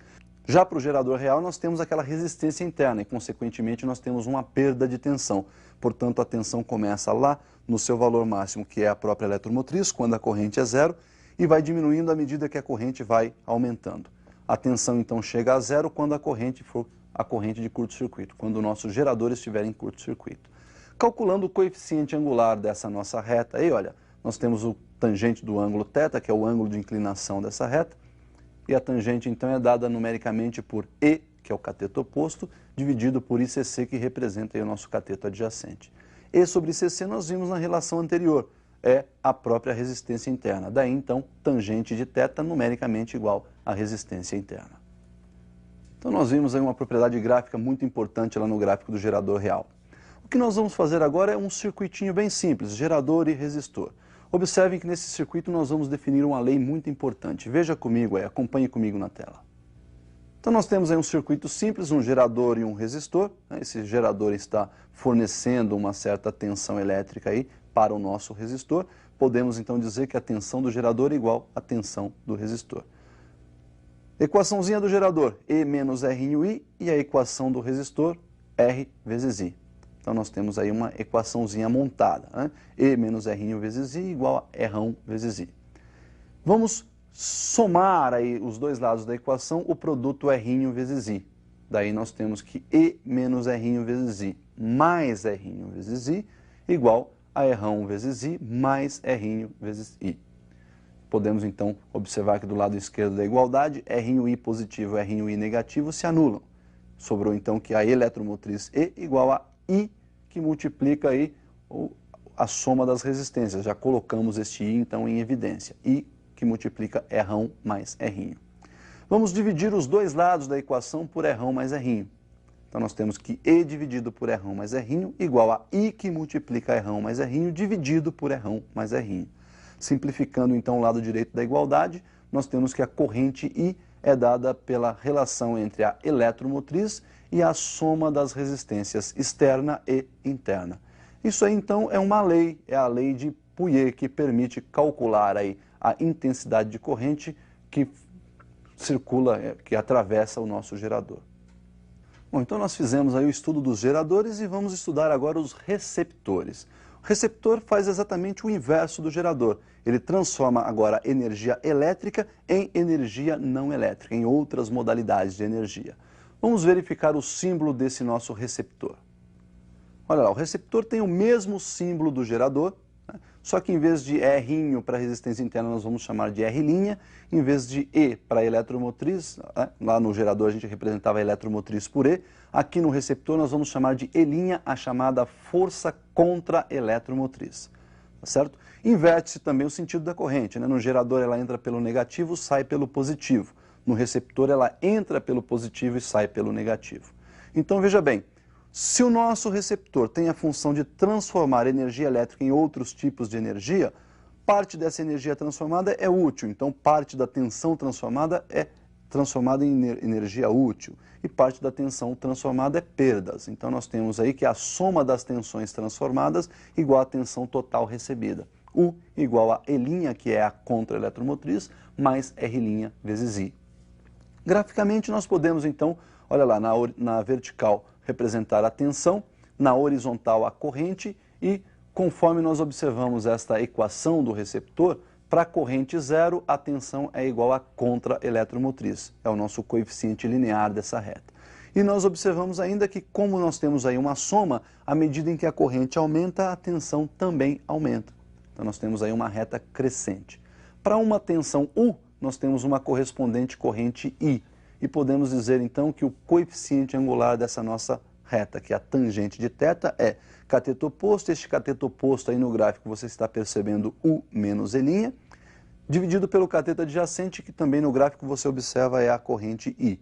Então, olha lá, tangente de θ numericamente U menos E' vezes I. Se nós isolarmos lá na equação do receptor o produto R' vezes I, nós vamos ter que o E' ali será subtraído do lado esquerdo da igualdade. Olha, vai ficar U menos E' igual R' vezes I. Então, onde está escrito U menos E', podemos escrever R' vezes I, dividido pela corrente I. Simplificando essa expressão, a tangente de θ numericamente igual ao R', resistência interna do receptor. Bom, então nós vimos aí a definição, vimos a representação do receptor e ainda vimos a propriedade gráfica. O que nós vamos fazer agora então é colocar isso no circuito, tudo que nós já vimos até agora, gerador, receptor e resistor. Observe então o circuito que nós preparamos aí. Então nós temos um circuito, lá embaixo, olha, nós temos o nosso gerador, corrente entrando pelo negativo, saindo pelo positivo, vai subir aí passando por esse resistor que está na direita do nosso circuito aí, e vai voltar lá passando pelo nosso receptor e voltando ao gerador. Percebam então que ela entra no negativo do gerador, sai pelo positivo, e entra no positivo do receptor e sai pelo negativo. A tensão que o gerador fornece agora será dividida entre os elementos resistor e receptor. A tensão do gerador, então, olha lá, é a soma entre a tensão do resistor mais a tensão do receptor. Substituindo então essas tensões pelas suas equações, tensão do gerador igual a E menos R' vezes I, igual tensão no resistor R1 vezes I, mais a tensão no receptor, que é E' mais R' vezes I. Nós vamos somar aí nos dois lados da equação o produto R' vezes I. Então nós temos E menos R'I mais R'I, igual R1 vezes I mais E' mais R'I e mais R' vezes I. Do lado esquerdo, então, o produto R'I se anula, tem um positivo, outro negativo, ficou então E igual E' mais, vou colocar o I em evidência, fica I, multiplicando aí o somatório das resistências. R1, que é a resistência externa, mais R', resistência interna do nosso receptor, mais o R', que é a resistência interna do gerador. Vamos subtrair dos dois lados aí o E' e nós vamos ter então que E menos E' do lado esquerdo igual a I, que multiplica R mais R' mais R' do lado direito, né? Vamos dividir então os dois membros dessa equação pelo somatório das resistências, então ficou E menos E' dividido por R1 mais R' mais R', e do outro lado da igualdade, I, que multiplica R1 mais R' mais R' dividido por R1 mais R' mais R'. Simplificando então o segundo membro da equação, nós temos que a corrente é dada pela diferença entre força eletromotriz e contra-eletromotriz, E menos E', dividido pelo somatório das resistências. Resistência externa mais a resistência interna do receptor, mais a resistência interna do gerador. Então nós vimos aí uma equaçãozinha para calcular a corrente já num circuito onde estão presentes geradores, resistores e receptores. O que nós vamos ver agora é a definição de potência. Observe então comigo aí na tela a definição da potência elétrica. Então a potência aí, olha, é a relação entre a energia elétrica e o tempo. Já vimos lá atrás que a tensão elétrica é a relação entre energia elétrica por carga, né? Podemos daí então multiplicar os dois termos da equação pela carga, que, simplificando o segundo termo, nós temos que a energia elétrica é carga vezes a tensão. Substituindo essa energia elétrica lá na potência, nós temos que a potência é Q vezes U, ou U vezes Q, dividido aí por ΔT. Lembrando ainda que a corrente elétrica era a relação entre carga e tempo, podemos trocar esse Q sobre ΔT por I, e daí nós temos então que a potência é U vezes I. Bom, pessoal, nós vimos aí a definição de potência. Quando nós temos um resistor dissipando energia, ele dissipa lá uma certa potência. Essa potência dissipada no resistor pode ser calculada da seguinte forma. Olha aí comigo no visual. Nós temos um resistor percorrido por uma corrente I, dissipando aí uma certa potência. Vimos que a potência é dada então por U vezes I, tensão aplicada ao resistor multiplicado pela corrente que percorre esse resistor. Sabendo da primeira lei de Ohm, que U é igual a R vezes I, podemos substituir então este U por R vezes I na expressão. Temos que a potência é R vezes I, ou seja, a potência R vezes I ao quadrado. Por outro lado, podemos ainda lembrar que a corrente é dada por U sobre R. Daí então nós podemos substituir a corrente lá na primeira equação por U sobre R. Daí nós temos U que multiplica U sobre R, ou seja, a potência é igual a U ao quadrado sobre R. Então, pessoal, nós vimos aí hoje os geradores, os receptores e as definições de potências, tá? Para você, então, agora, um bom estudo, pratique bem e até o nosso próximo encontro.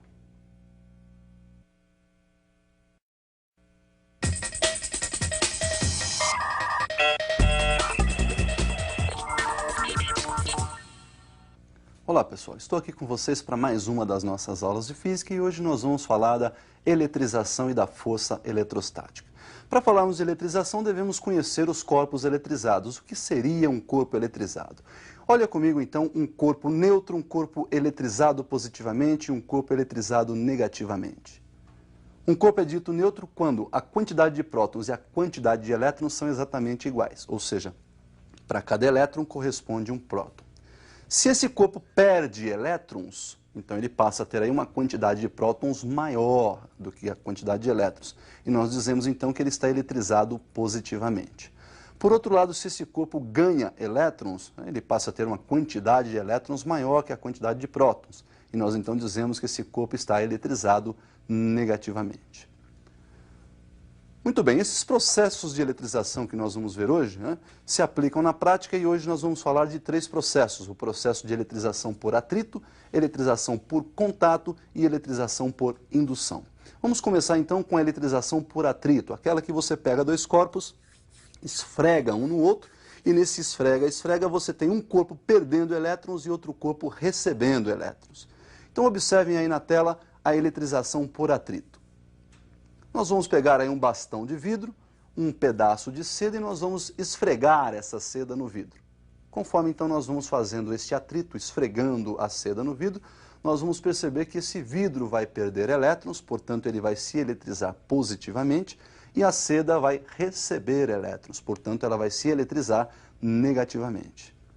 Então nós vimos aí a eletrização entre o vidro e a seda. E sempre aquela pergunta, será que o vidro só vai perder elétrons? E a seda só vai ganhar? Na verdade, existe uma hierarquia de quem cede e de quem recebe esses elétrons. Existe aí uma série chamada série triboelétrica. Observem comigo, então, uma parte dessa série. Então, nós temos aí a série triboelétrica com alguns elementos, pele de coelho, vidro, mica, lã, pele de gato e assim por diante. Quando você atrita dois elementos dessa série, o de cima sempre fica positivo, o de baixo sempre fica negativo. Por exemplo, quando nós fizemos o atrito entre o vidro e a seda, olha lá, o vidro está lá em cima, a seda lá embaixo. O vidro ficou positivo, a seda ficou negativa. Bom, pessoal, essa série triboelétrica, então, é muito importante, mas você não precisa memorizar isso aí. Você precisa, sim, de saber dois elementos dessa série, que é o vidro, um elemento que está lá em cima na série, e o ebonite, que está lá embaixo. Normalmente, nos vestibulares, aparece um atrito entre vidro e algum outro elemento, ebonite e algum outro elemento. Como o vidro está muito em cima, e o ebonite está muito embaixo, normalmente eles atritam aí o vidro com algum elemento entre ele e o ebonite com também algum elemento entre ele e o vidro. Então, normalmente, quando é vidro e alguma coisa, o vidro você vai lembrar que fica positivo e esse outro elemento vai ficar, então, negativo. E assim também procede lá para o ebonite. Ebonite sempre, quando atritado com outro elemento acima, aí vai ficar negativo e o outro elemento positivo. A não ser, então, que lá no vestibular também ele te dê um pedaço, uma parte dessa série, e aí você então deve lembrar que o elemento que está em cima sempre positivo, o elemento que está embaixo sempre negativo no atrito. Muito bem, um segundo processo de eletrização que nós temos é a eletrização por contato. No contato, normalmente, você vai ter lá um corpo neutro e um outro corpo eletrizado. E quando você faz o contato, vai ocorrer aí uma troca de cargas e nós vamos ter aí a eletrização. Na verdade, não seria bem uma troca, porque o corpo que está neutro vai receber ou perder elétrons para o corpo que está eletrizado. Vamos observar então comigo aí uma eletrização por contato. Nós temos aí dois corpos, uma esferinha e um cubo, e nós vamos aproximar um do outro e fazer o contato. Percebam então que a esfera está eletrizada positivamente e o nosso cubo está inicialmente neutro. Quando nós fazemos o contato entre cubo e nossa esfera, por ela estar carregada positivamente, ela está precisando de elétrons, está faltando elétrons na esfera. E, obviamente, aqueles elétrons livres desse nosso cubo vão se transportar, vão pular para essa nossa esferinha, para os átomos dessa nossa esferinha aí. Muito bem, quando você separa esses dois corpos, percebam então que por perder elétrons, o cubo também ficou eletrizado positivamente. Então nós temos aí o corpo que já estava eletrizado continua com a carga de mesmo sinal, e o corpo que agora se eletrizou, no caso o nosso cubo, também se eletriza com a carga do mesmo sinal da esfera. Olha lá, então nós vimos aí, pessoal, aquela eletrização por contato, vimos que as cargas vão ficar com os mesmos sinais, né? Os corpos se eletrizam com cargas de sinais iguais, porém as intensidades não serão iguais, porque esses corpos são diferentes, né? Nós podemos ter uma distribuição uniforme quando esses corpos em contato forem esféricos, metálicos e idênticos. Isso então é um caso particular. Observe comigo então este caso particular aí na tela. Então nós temos aí duas esferas, uma inicialmente carregada com carga positiva e a outra inicialmente neutra. Quando nós colocamos em contato, então vai haver a transferência de elétrons da esfera neutra para a esfera eletrizada e ao final então deste contato nós vamos ter aí os dois corpos eletrizados com cargas de mesmo sinal e mesma intensidade. E o terceiro processo por eletrização então é o que nós chamamos de eletrização por indução. Veja que agora nós vamos ter um corpo que nós vamos chamar de indutor, um segundo corpo que nós vamos chamá-lo de induzido, né? Não vai haver o contato entre os corpos e para que ocorra esse tipo de eletrização nós vamos precisar de um agente externo atuando aí. Então veja bem, nós vamos ter um corpo que está eletrizado, nós vamos chamá-lo de indutor, nós vamos ter um segundo corpo que será o induzido, então nós estamos supondo que esse corpo inicialmente está neutro e nós vamos ter que, para eletrizar esse corpo induzido, um agente externo atuando para que isso possa acontecer. Observe então comigo aí a eletrização por indução. Então nós temos aí na eletrização por indução o corpo eletrizado que nós vamos chamar de indutor e o induzido que nós vamos então colocar aí próximo a esse indutor. Esse induzido inicialmente está neutro. Percebemos que quando ocorre a aproximação do corpo neutro ao corpo que está eletrizado, ao corpo indutor, as cargas elétricas desse corpo induzido elas vão se separar, ou seja, pela proximidade, então, do nosso corpo B a este corpo A, que está eletrizado positivamente, nós vamos observar que as cargas elétricas negativas do corpo B, elas tendem a ficar mais próximo possível do corpo A. Já as cargas positivas, elas devem ficar do lado oposto, ou seja, o mais distante possível. Contudo, se nós afastarmos novamente esses dois corpos, a gente vai perceber que essas cargas se juntam novamente e esse corpo B continua, permanece neutro. Então, afastando o corpo A do corpo B, nós vamos observar que não houve nenhuma eletrização. Para que ocorra essa eletrização, nós vamos ter que utilizar aí de um agente externo a esses dois corpos. Nós podemos, por exemplo, fazer um aterramento à esfera B, ao corpo induzido. Então, nós vamos novamente aproximar o corpo A do corpo B, ocorrerá a separação entre as cargas, negativo mais próximo lá do corpo A, e as cargas positivas, então, do lado oposto, né, ou seja, mais distante ao corpo A. E quando você faz o aterramento, ocorre aí um escoamento de elétrons, e aí o nosso corpo fica eletrizado com cargas de sinal oposto ao do indutor. No caso, então, em que o nosso corpo indutor é positivo, o nosso corpo B induzido será, então, eletrizado com cargas negativas. Percebam que após ter feito esse aterramento, você já pode tirar esse fio, né? É muito rápido esse escoamento de elétrons. Então nós vamos ter aí uma subida de elétrons, fazendo com que o corpo B fique eletrizado negativamente. Então, para que você não esqueça, nós temos aí três processos. Lá no atrito, quando você atrita, os corpos se eletrizam com cargas de sinais opostos e com mesma intensidade. Se um corpo perde 10 elétrons, o outro corpo recebeu 10 elétrons. No contato, ele se eletriza com cargas de mesmos sinais. Essas cargas não necessariamente devem ser iguais. No caso, então, que os corpos são diferentes, só vão ser iguais quando os corpos forem esféricos, metálicos e idênticos. E aí, na indução, nós vamos ter, então, os corpos também eletrizados com cargas de sinais opostos e, a gente já sabe, né? Nós não sabemos qual é a quantidade de cargas porque houve agente externo atuando aí para que ocorresse o escoamento de elétrons. Então, observem essa relação aí do indutor induzido em termos de cargas de sinais positivo e negativo. Olhem na tela. Olha aí, se o indutor, então, for negativo, o nosso induzido vai se eletrizar com carga positiva. Por outro lado, se o indutor for positivo, o nosso induzido, então, se eletriza com cargas de sinal negativo. Uma vez que, então, nós conhecemos agora os processos de eletrização, quando os corpos estão eletrizados, eles podem se atrair ou se repelir. Pode ocorrer uma atração entre corpos eletrizados com cargas de sinais opostos, isso nós já sabemos, e pode haver uma repulsão entre corpos eletrizados com cargas de mesmo sinal. Então, quando nós aproximamos um corpo A de um corpo B, dependendo da sinalização das cargas desses corpos, eles podem se atrair ou se repelir. A força com que eles se atraem ou com que eles se repelem pode ser determinada por uma lei que foi estabelecida por Coulomb. Então nós vamos observar como é a lei de Coulomb, essa lei que determina a força eletrostática entre dois corpos eletrizados. Observe comigo aí na tela então a lei de Coulomb. Nós temos aí duas esferas. Nesse momento aí as duas estão eletrizadas com cargas e sinais iguais, cargas positivas, e nós colocamos essas cargas inicialmente a uma distância d uma da outra. Nós sabemos que cargas de mesmos sinais vão sofrer uma repulsão, né? E pela lei da ação e reação, a força elétrica que a primeira carga exerce na segunda é exatamente igual à força elétrica que a segunda carga exerce na primeira.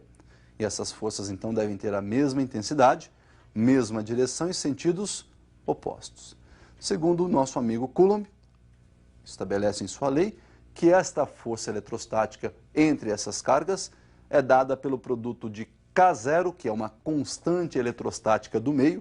Nós consideramos então que inicialmente elas estão colocadas no vácuo, o K0 então é a constante eletrostática do vácuo, ainda diretamente proporcional ao módulo do produto das cargas e inversamente proporcional ao quadrado da distância que separa essas duas cargas. Então nós temos aí que o módulo da força eletrostática, ou o módulo da força elétrica, é dada por K0.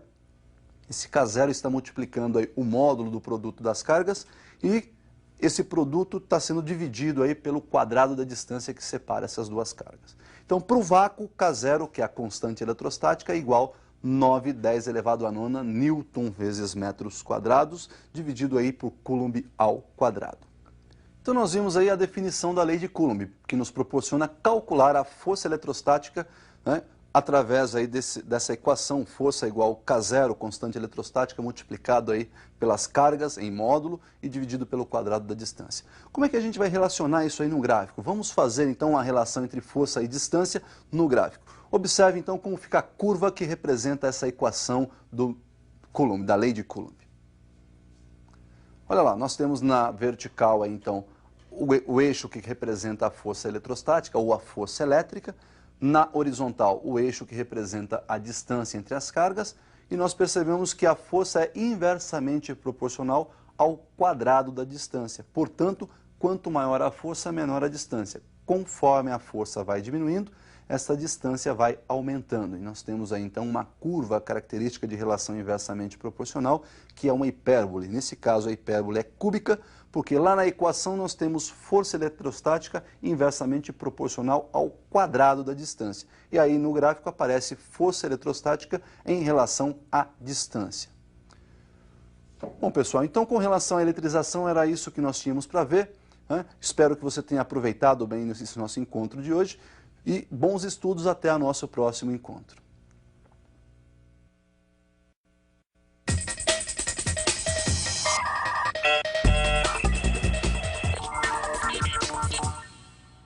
Olá pessoal, estou aqui com vocês para mais uma das nossas aulas de física e hoje nós vamos falar do campo elétrico e do potencial elétrico. Vamos definir o campo elétrico. O que vem a ser o campo elétrico? O campo elétrico é uma região do espaço que foi modificada, que foi alterada pela presença de um corpo eletrizado, pela presença de uma carga elétrica. Então vamos observar na tela aí uma região de campo elétrico.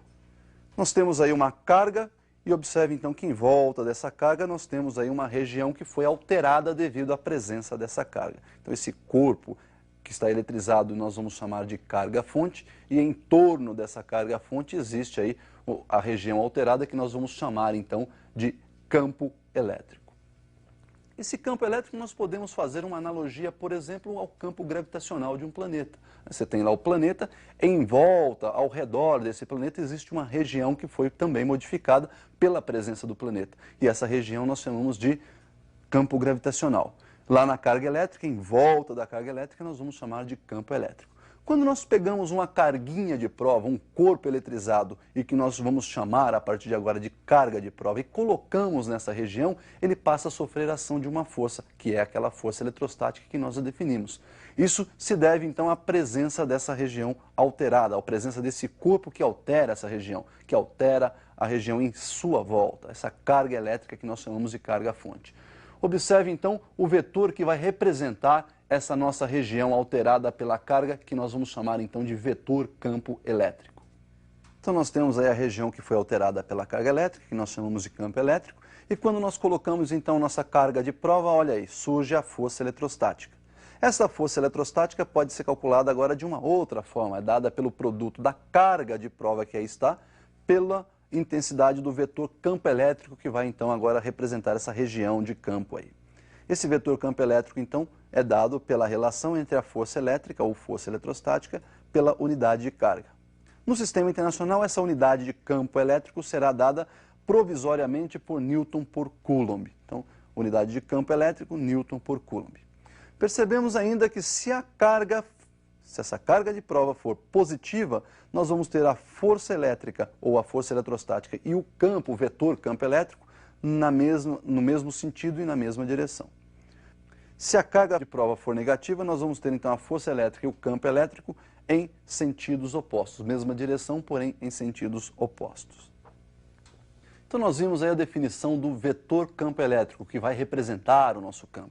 E mesmo aparecendo a carga lá na equação do campo, nós vamos ver que o campo elétrico, esse vetor campo elétrico, ele não depende da carga. Observe comigo a nova relação então do vetor campo elétrico. Lembrando então que a força eletrostática é dada pelo produto da constante eletrostática, K0, ainda pelo produto dos módulos das cargas e dividido ainda pelo quadrado da distância que separa essas duas cargas, nós podemos substituir naquela equação que nós vimos campo, força eletrostática sobre carga, nós vamos trocar essa força eletrostática então pela equação da lei de Coulomb. Então nós temos aí que o campo é dado por K0 vezes o produto dos módulos das cargas dividido por d ao quadrado e dividido ainda pelo módulo da carga Q. Olha, percebam então que a carga vai ser simplificada na equação. E nós temos aí que o campo, então, o vetor campo elétrico em módulo, é dado por K0, produto da carga fonte, dividido pelo quadrado da distância que separa, então, esta carga do ponto considerado. Veja agora que esse ponto não necessariamente tem que ter a presença de uma carga para que ocorra aí o que nós chamamos de campo elétrico. Então nós definimos a equação que vai calcular o módulo do vetor campo elétrico.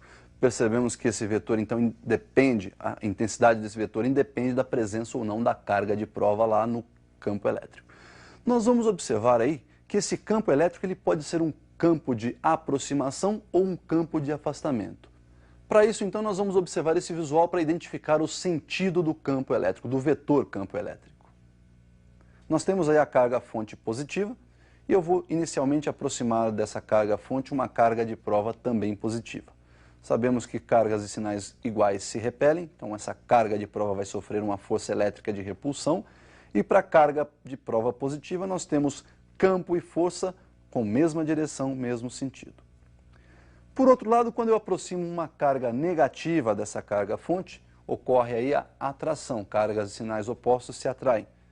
E nós vamos ter aí a força então de atração dirigida para a carga fonte. Mas quando a carga de prova é negativa, sabemos que o campo elétrico e o vetor campo elétrico e a força eletrostática têm sentidos opostos. Percebemos então que nos dois casos, para a carga de prova positiva ou para a carga de prova negativa, o campo elétrico tem o vetor sempre apontando para fora da carga de prova. Então nós temos aí o chamado campo de afastamento. Observe então que para a carga positiva o nosso campo é de afastamento. A direção desse campo sempre perpendicular à superfície da carga. Se nós fizermos agora o contrário, pegarmos uma carga fonte negativa e aproximarmos dessa carga fonte uma carga de prova positiva, nós vamos ter aí uma força de atração entre elas, e quando a carga de prova é positiva, vetor campo elétrico e força eletrostática têm a mesma direção, o mesmo sentido. Então, olha lá, os dois estão apontando na direção da carga fonte. Se por outro lado eu aproximar uma carga negativa, nós vamos ter aí uma força de repulsão, e neste caso, então, para a carga de prova negativa, nós temos força eletrostática e campo elétrico, seu vetor campo elétrico, com sentidos opostos. Então percebemos que para a carga de prova positiva ou negativa, nós vamos ter aí um campo de aproximação.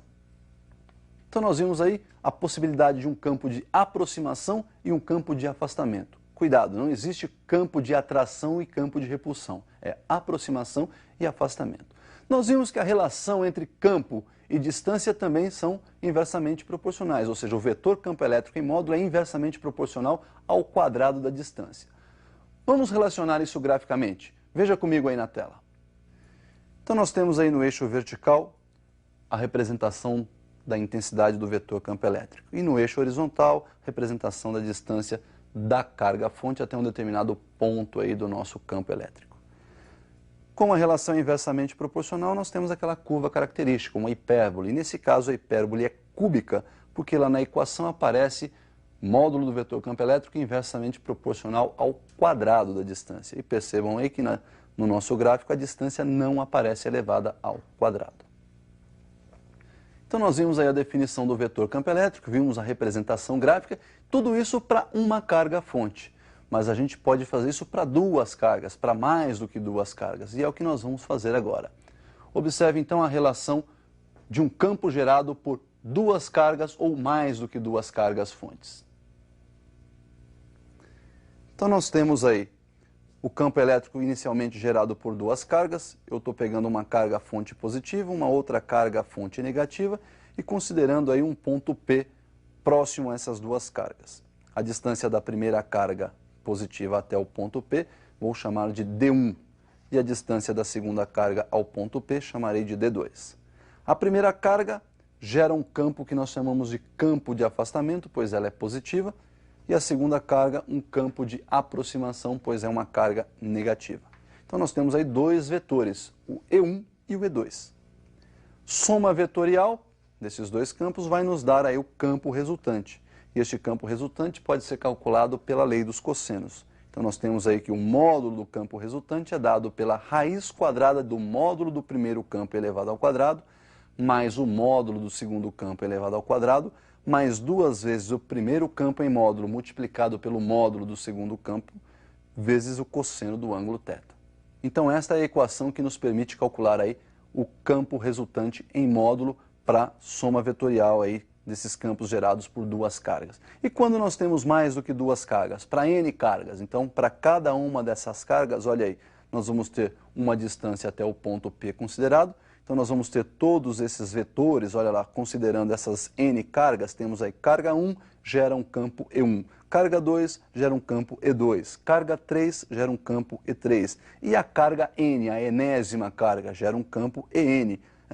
O campo resultante, então, é a soma vetorial de todos esses campos gerados pelas cargas que estão aí próximas a este ponto P. Então, o campo resultante é o somatório vetorial de todos os campos gerados pelas cargas. ER igual, então, a campo E1 mais o campo E2 mais o campo E3 até o enésimo campo somado aí.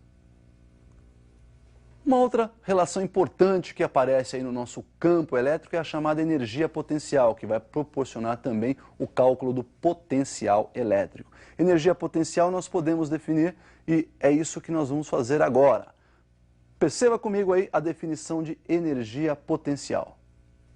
Então nós temos a energia potencial entre duas cargas como sendo dada pelo produto da constante eletrostática do meio que envolve essas duas cargas, produto das cargas, nós temos a carga Qzão e a carga Qzinho, e dividido aí pela distância que separa essas duas cargas. O potencial elétrico é definido como sendo a relação entre essa energia potencial por unidade de carga. Então nós temos que o potencial é dado pela energia potencial dividido pela carga Qzinho, onde energia potencial é dada em joule e o potencial elétrico é dado em volt. Se nós substituirmos a energia potencial por K0, Qzão, Qzinho sobre D, aí nessa definição de potencial elétrico nós temos que o potencial então será dado por K0, Qzão sobre D, ou seja, K0 vezes Q sobre D, e esse potencial percebam que ele é uma grandeza escalar, podendo ser positivo se a carga for positiva e negativo se a carga for negativa. Então está definido aí o nosso potencial elétrico. E nós podemos calcular esse potencial também gerado por várias cargas, como nós fizemos para o campo elétrico. Vamos visualizar então esse potencial gerado por várias cargas. Acompanhe comigo aí no visual. Então nós temos aí várias cargas, Q1, Q2, Q3, Q4 até a enésima carga Qn, e essas cargas geram no ponto P um potencial. O potencial resultante lá no ponto P então é o somatório dos potenciais gerados pelas cargas. potencial de 1 mais o potencial de 2, mais o potencial de 3, mais até o enésimo potencial, mais o potencial de n. Então ficou VR igual V1 mais V2 mais V3 até o Vn. Substituindo então o seu potencial pela expressão já vista, K0 que multiplica Q sobre D, e colocando o K0 em evidência, nós temos que o potencial é dado por K0, que multiplica Q1 sobre D1 mais Q2 sobre D2 mais Q3 sobre D3 até a enésima carga Qn sobre Dn. E para finalizar, nós vamos definir aí o trabalho realizado pela força elétrica quando nós deslocamos uma carguinha dentro de um campo elétrico. Veja comigo aí na tela a definição do trabalho. Então nós temos aí a carga fonte, próxima a ela nós vamos colocar lá no ponto A nossa carga de prova, Qzinho, e nesse ponto A nós temos o potencial VA. Quando nós transportamos essa carga do ponto A para o ponto B, a força elétrica realiza então um trabalho, e esse trabalho realizado pela força elétrica é dado pela diferença entre a energia potencial de A menos a energia potencial em B. Esse trabalho então também pode ser dado pela multiplicação aí da intensidade de carga pela diferença de potencial entre os pontos A e B, portanto Q multiplicado por VA menos VB. Então, pessoal, o que nós tínhamos para ver sobre campo elétrico e potencial elétrico é isso aí. Espero que você tenha aproveitado bastante, bons estudos e até o nosso próximo encontro.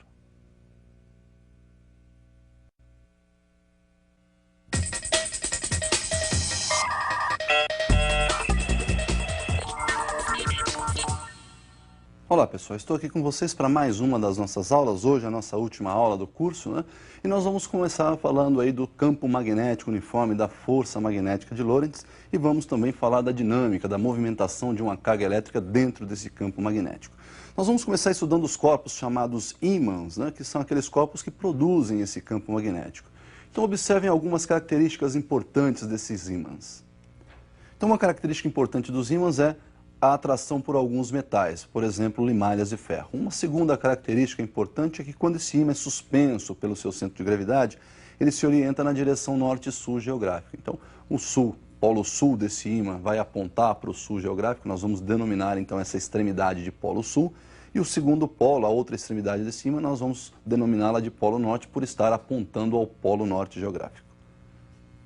Uma outra característica importante do nosso ímã é a atração. Quando você coloca dois polos de nomes opostos, um próximo ao outro, eles se atraem, né? E quando você coloca polos de nomes iguais, ou seja, sul com sul, norte com norte, esses polos se repelem. E uma outra propriedade importante dos ímãs é a inseparabilidade. Portanto, se você quebrar um ímã, né, quebra em duas partes, essas novas duas partes se transformam em dois novos ímãs. Então você tem aquele polo que já era norte, continua sendo norte, e aonde ocorreu a secção ali nós temos a criação de um polo oposto, polo sul. E a mesma coisa para outra parte desse ímã. Então nós conhecemos aí o ímã, né? E em torno desse ímã nós temos aí a formação do campo magnético. Se você colocasse aí um monte de limalhas de ferro, você veria essas limalhas se orientando de um polo ao outro, formando algumas linhas que nós vamos denominar linhas de indução. Observem na figura, então, a formação dessas linhas de indução. Então, nós temos aí um ímã, né? E se você colocar aí um pouco de limalha de ferro em volta desse ímã, né? Esses pedacinhos de ferro vão se orientar aí como agulhas magnéticas e vão formando essas linhas em volta desse ímã.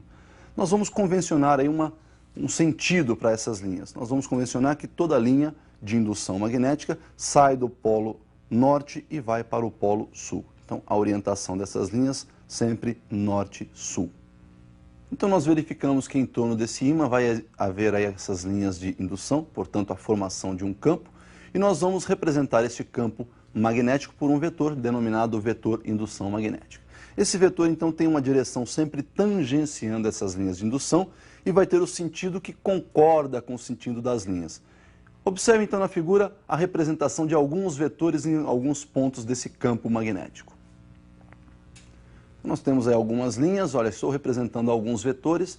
Percebam então que esses vetores estão tangenciando essas linhas de indução, né? E o sentido concordando sempre com o sentido aí das linhas, ou seja, indo de norte para sul. Nós conhecemos então esse vetor indução magnética, e quando nós temos esse vetor numa direção constante né, mesma direção, mesmo sentido sempre, esse campo passa a ser chamado de campo magnético uniforme. Então, campo magnético uniforme é aquele que tem linhas distribuídas uniformemente, as linhas de indução são sempre paralelas e com uma distribuição uniforme, e o nosso vetor de indução vai ter sempre o mesmo módulo, mesma direção e mesmo sentido. Vamos conhecer aí então a representação do campo magnético uniforme. Nós temos aí o campo magnético uniforme horizontal, portanto as linhas são paralelas e horizontal, em qualquer ponto dentro desse campo o nosso vetor de indução magnética tem a mesma direção, mesmo sentido, mesma intensidade. O mesmo acontece para o campo vertical, né? Todos os vetores aí, em qualquer ponto que você adote um vetor de indução magnética, tem a mesma direção, mesmo sentido, mesma intensidade. Perceba que esse campo pode estar na horizontal saindo do seu monitor aí, da sua televisão. Então, para representar um campo saindo, nós temos aliás, duas representações. Ou você faz uma bolinha com um pontinho dentro, que está aí do lado esquerdo, ou simplesmente o pontinho, né? Então, esses pontinhos representam as linhas saindo aí do seu monitor, da sua televisão. E posso ter um campo entrando, né? Um campo entrando aí no seu monitor, portanto, a representação de um campo entrando no monitor aí seria essa bolinha com um xizinho dentro ou simplesmente o X. Então, nós temos duas formas para representar o campo saindo e duas formas para representar o campo entrando. Então, nós vimos aí a representação do nosso campo magnético uniforme e quando uma carga penetra nesse campo, ela sofre a ação de uma força magnética. Esta força magnética nós vamos denominar força magnética de Lorentz e pode ser determinada. Observem comigo então a determinação dessa força magnética de Lorentz. Nós temos aí uma carga que vai penetrar no campo formando aí com as linhas de indução um ângulo θ, ela penetra com uma velocidade v, e nós podemos então determinar o módulo da força magnética atuando nessa carga pelo produto do módulo dessa carga, pelo módulo da velocidade com que ela penetra nessa região de campo e pelo módulo da indução magnética, do vetor campo elétrico, né? O módulo desse vetor também pode ser determinado. E ainda multiplicado pelo seno do ângulo de incidência dessa carga dentro do campo, ou seja, o ângulo que essa carguinha, que o vetor velocidade dessa carga forma com as linhas de indução. Então nós vimos aí como se calcula o módulo da força magnética de Lorentz. Essa força, então, por ser uma grandeza vetorial, também tem uma direção e um sentido. Observe comigo como nós vamos determinar a direção e o sentido da força magnética. Então nós temos aí uma carga penetrando numa região de campo, o vetor velocidade, então, forma com o vetor indução magnética um ângulo θ, e a nossa força magnética terá direção perpendicular a esses dois vetores. Ela é perpendicular ao vetor indução magnética e perpendicular ao vetor velocidade. Para determinar o sentido, nós vamos utilizar aí a chamada regra da mão esquerda, né? O polegar vai indicar o sentido da força magnética, isto para a carga positiva. Quando a carga for negativa, nós vamos ver aí que ocorre uma inversão no sentido. O médio vai indicar a velocidade, a direção e o sentido da velocidade, e o indicador, o vetor indução magnética. Então nós temos aí os três dedos da mão esquerda indicando direção e sentido de cada um dos vetores. Então, como eu havia dito, se a carga for positiva, a força magnética obedece à orientação do polegar. Se a carga for negativa, você vai colocar a mão esquerda e vai inverter esse vetor força magnética. Então ele fica inverso ao indicado pela mão esquerda. Então nós vimos aí a regra da mão esquerda, né? Onde esse dedo polegar vai indicar a direção e o sentido da força, esse indicador, direção e sentido do nosso campo indução magnética, vetor indução magnética, e o médio vai indicar aí o sentido da velocidade, vetor velocidade. Pessoal, quando nós tiramos essa carguinha e agora colocamos ali um condutor retilíneo e que está sendo percorrido por uma corrente elétrica, atua sobre esse condutor também essa força magnética. Observe como seria então calculada essa força magnética no condutor retilíneo imerso num campo magnético uniforme. Nós temos aí um condutor retilíneo imerso no campo magnético uniforme, formando aí com as linhas de indução um ângulo θ. Esse condutor está sendo percorrido por uma corrente I, comprimento desse condutor L, e sobre ele então passa a atuar uma força magnética que nós representamos aí por Fm. Essa força magnética, então, pode ser determinada multiplicando aí o módulo do vetor indução magnética pela corrente e pelo comprimento desse nosso condutor. E ainda multiplicado pelo seno do ângulo formado entre o condutor retilíneo e as linhas de indução. Também pela regra da mão esquerda, você define o sentido dessa força magnética. Agora nós vamos trocar aí, né? O dedo polegar vai continuar indicando o sentido da força magnética, o médio vai passar agora a indicar a corrente elétrica e o indicador continua indicando aí o sentido do vetor indução magnética. Então nós conhecemos aí força magnética também no condutor retilíneo. Quando a nossa carga penetra numa região de campo, ela pode sofrer a ação dessa força magnética, mas em alguns casos não. E quando ela sofre a ação de força magnética, ela pode se movimentar de uma forma ou de outra. A gente vai observar então quais as possibilidades de movimento de uma carga dentro de um campo magnético uniforme. Nós vamos estudar então agora a dinâmica de uma carga elétrica dentro do campo magnético uniforme. Vamos ao primeiro caso. Primeiro caso, então, nós temos aí a carga entrando nesse campo com uma velocidade paralela às linhas de indução. Ângulo zero ou 180 graus. Seno de zero ou seno de 180 vai dar zero. Consequentemente, como a força depende desse seno de θ, é um produto da carga pelo vetor indução magnética, pela velocidade e pelo seno de θ, essa força magnética então será nula, zero. E o movimento da carga então será um movimento retilíneo e uniforme, ou seja, não possui aceleração. Velocidade tem módulo, direção e intensidade constantes. O segundo caso é quando então essa carga penetra na região de campo magnético uniforme perpendicular às linhas de indução. Observe comigo então aí como seria o cálculo dessa força magnética e qual será o movimento dessa carga.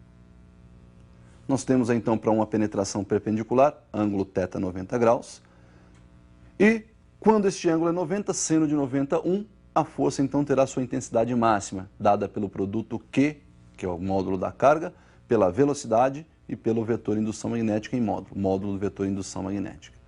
Neste caso, então, essa força, por ser perpendicular à velocidade, ela passa a atuar como sendo uma força centrípeta, e essa carga então vai realizar aí um movimento circular e uniforme. Se o movimento é circular e uniforme, existe um raio dessa trajetória, e esse raio pode ser calculado como sendo aí o produto da massa dessa partícula pela velocidade com que ela penetra na região de campo, dividido pelo produto do módulo da carga pelo módulo do vetor indução magnética. Por outro lado, se esse movimento é circular e uniforme, ele ocorre com uma certa frequência, ou seja, existe aí um período que é o menor intervalo de tempo para que ele complete uma volta nessa circunferência. E esse período então é dado pelo produto 2π, né, pela massa dessa partícula, dividido pelo produto do módulo da carga pelo módulo do vetor indução magnética. Então nós vamos ter aí um movimento circular e uniforme. E o terceiro caso é quando essa penetração se dá com um ângulo diferente desses que nós vimos, nem 180, nem zero e nem um ângulo de 90 graus, quando a carga incide obliquamente a essas linhas de indução. Observe comigo aí. Quando a penetração é oblíqua, perceba então que nós podemos decompor essa velocidade. Eu tenho uma velocidade aí formando um ângulo θ com as linhas de indução, e eu posso fazer uma projeção dessa velocidade na horizontal e outra na vertical. Como você pode ver aí, essa horizontal eu vou chamar de Vx, a vertical eu vou chamar de Vy, e nós caímos então nos dois casos anteriores, né? A Vx, velocidade Vx, a componente Vx aí da velocidade está paralela às linhas de indução, a componente Vy está perpendicular, então nós vamos ter os dois movimentos simultâneos, movimento retilíneo uniforme e um movimento circular e uniforme. O somatório desses dois movimentos nos dá aí um movimento chamado de movimento helicoidal. É aquele movimento da hélice, né? Uma hélice girando e avançando, né? Se transladando simultaneamente. Bom, pessoal, e o que a gente tinha para ver então nessa nossa última aula era isso: campo magnético, força magnética de Lorentz, regra da mão esquerda, que você não pode confundir na hora de aplicar, né? Sempre a mão esquerda, não vai usar a mão direita. E espero que você tenha gostado do curso, espero que você tenha acompanhado aí com muita atenção, que você tenha se exercitado, né? Feito os exercícios em casa. Espero que você tenha sucesso então na hora da prova. E, por falar em prova, quando você for fazer o vestibular, não esqueça, né? Muita calma, roupas leves, né? Nada de nervosismo, leva uma aguinha, um chocolatinho para você não ficar com fome, não, né, se sentir mal, ficar com sede, uma roupa mais leve, mais confortável para que você possa ter um bom desempenho. Sucesso para você!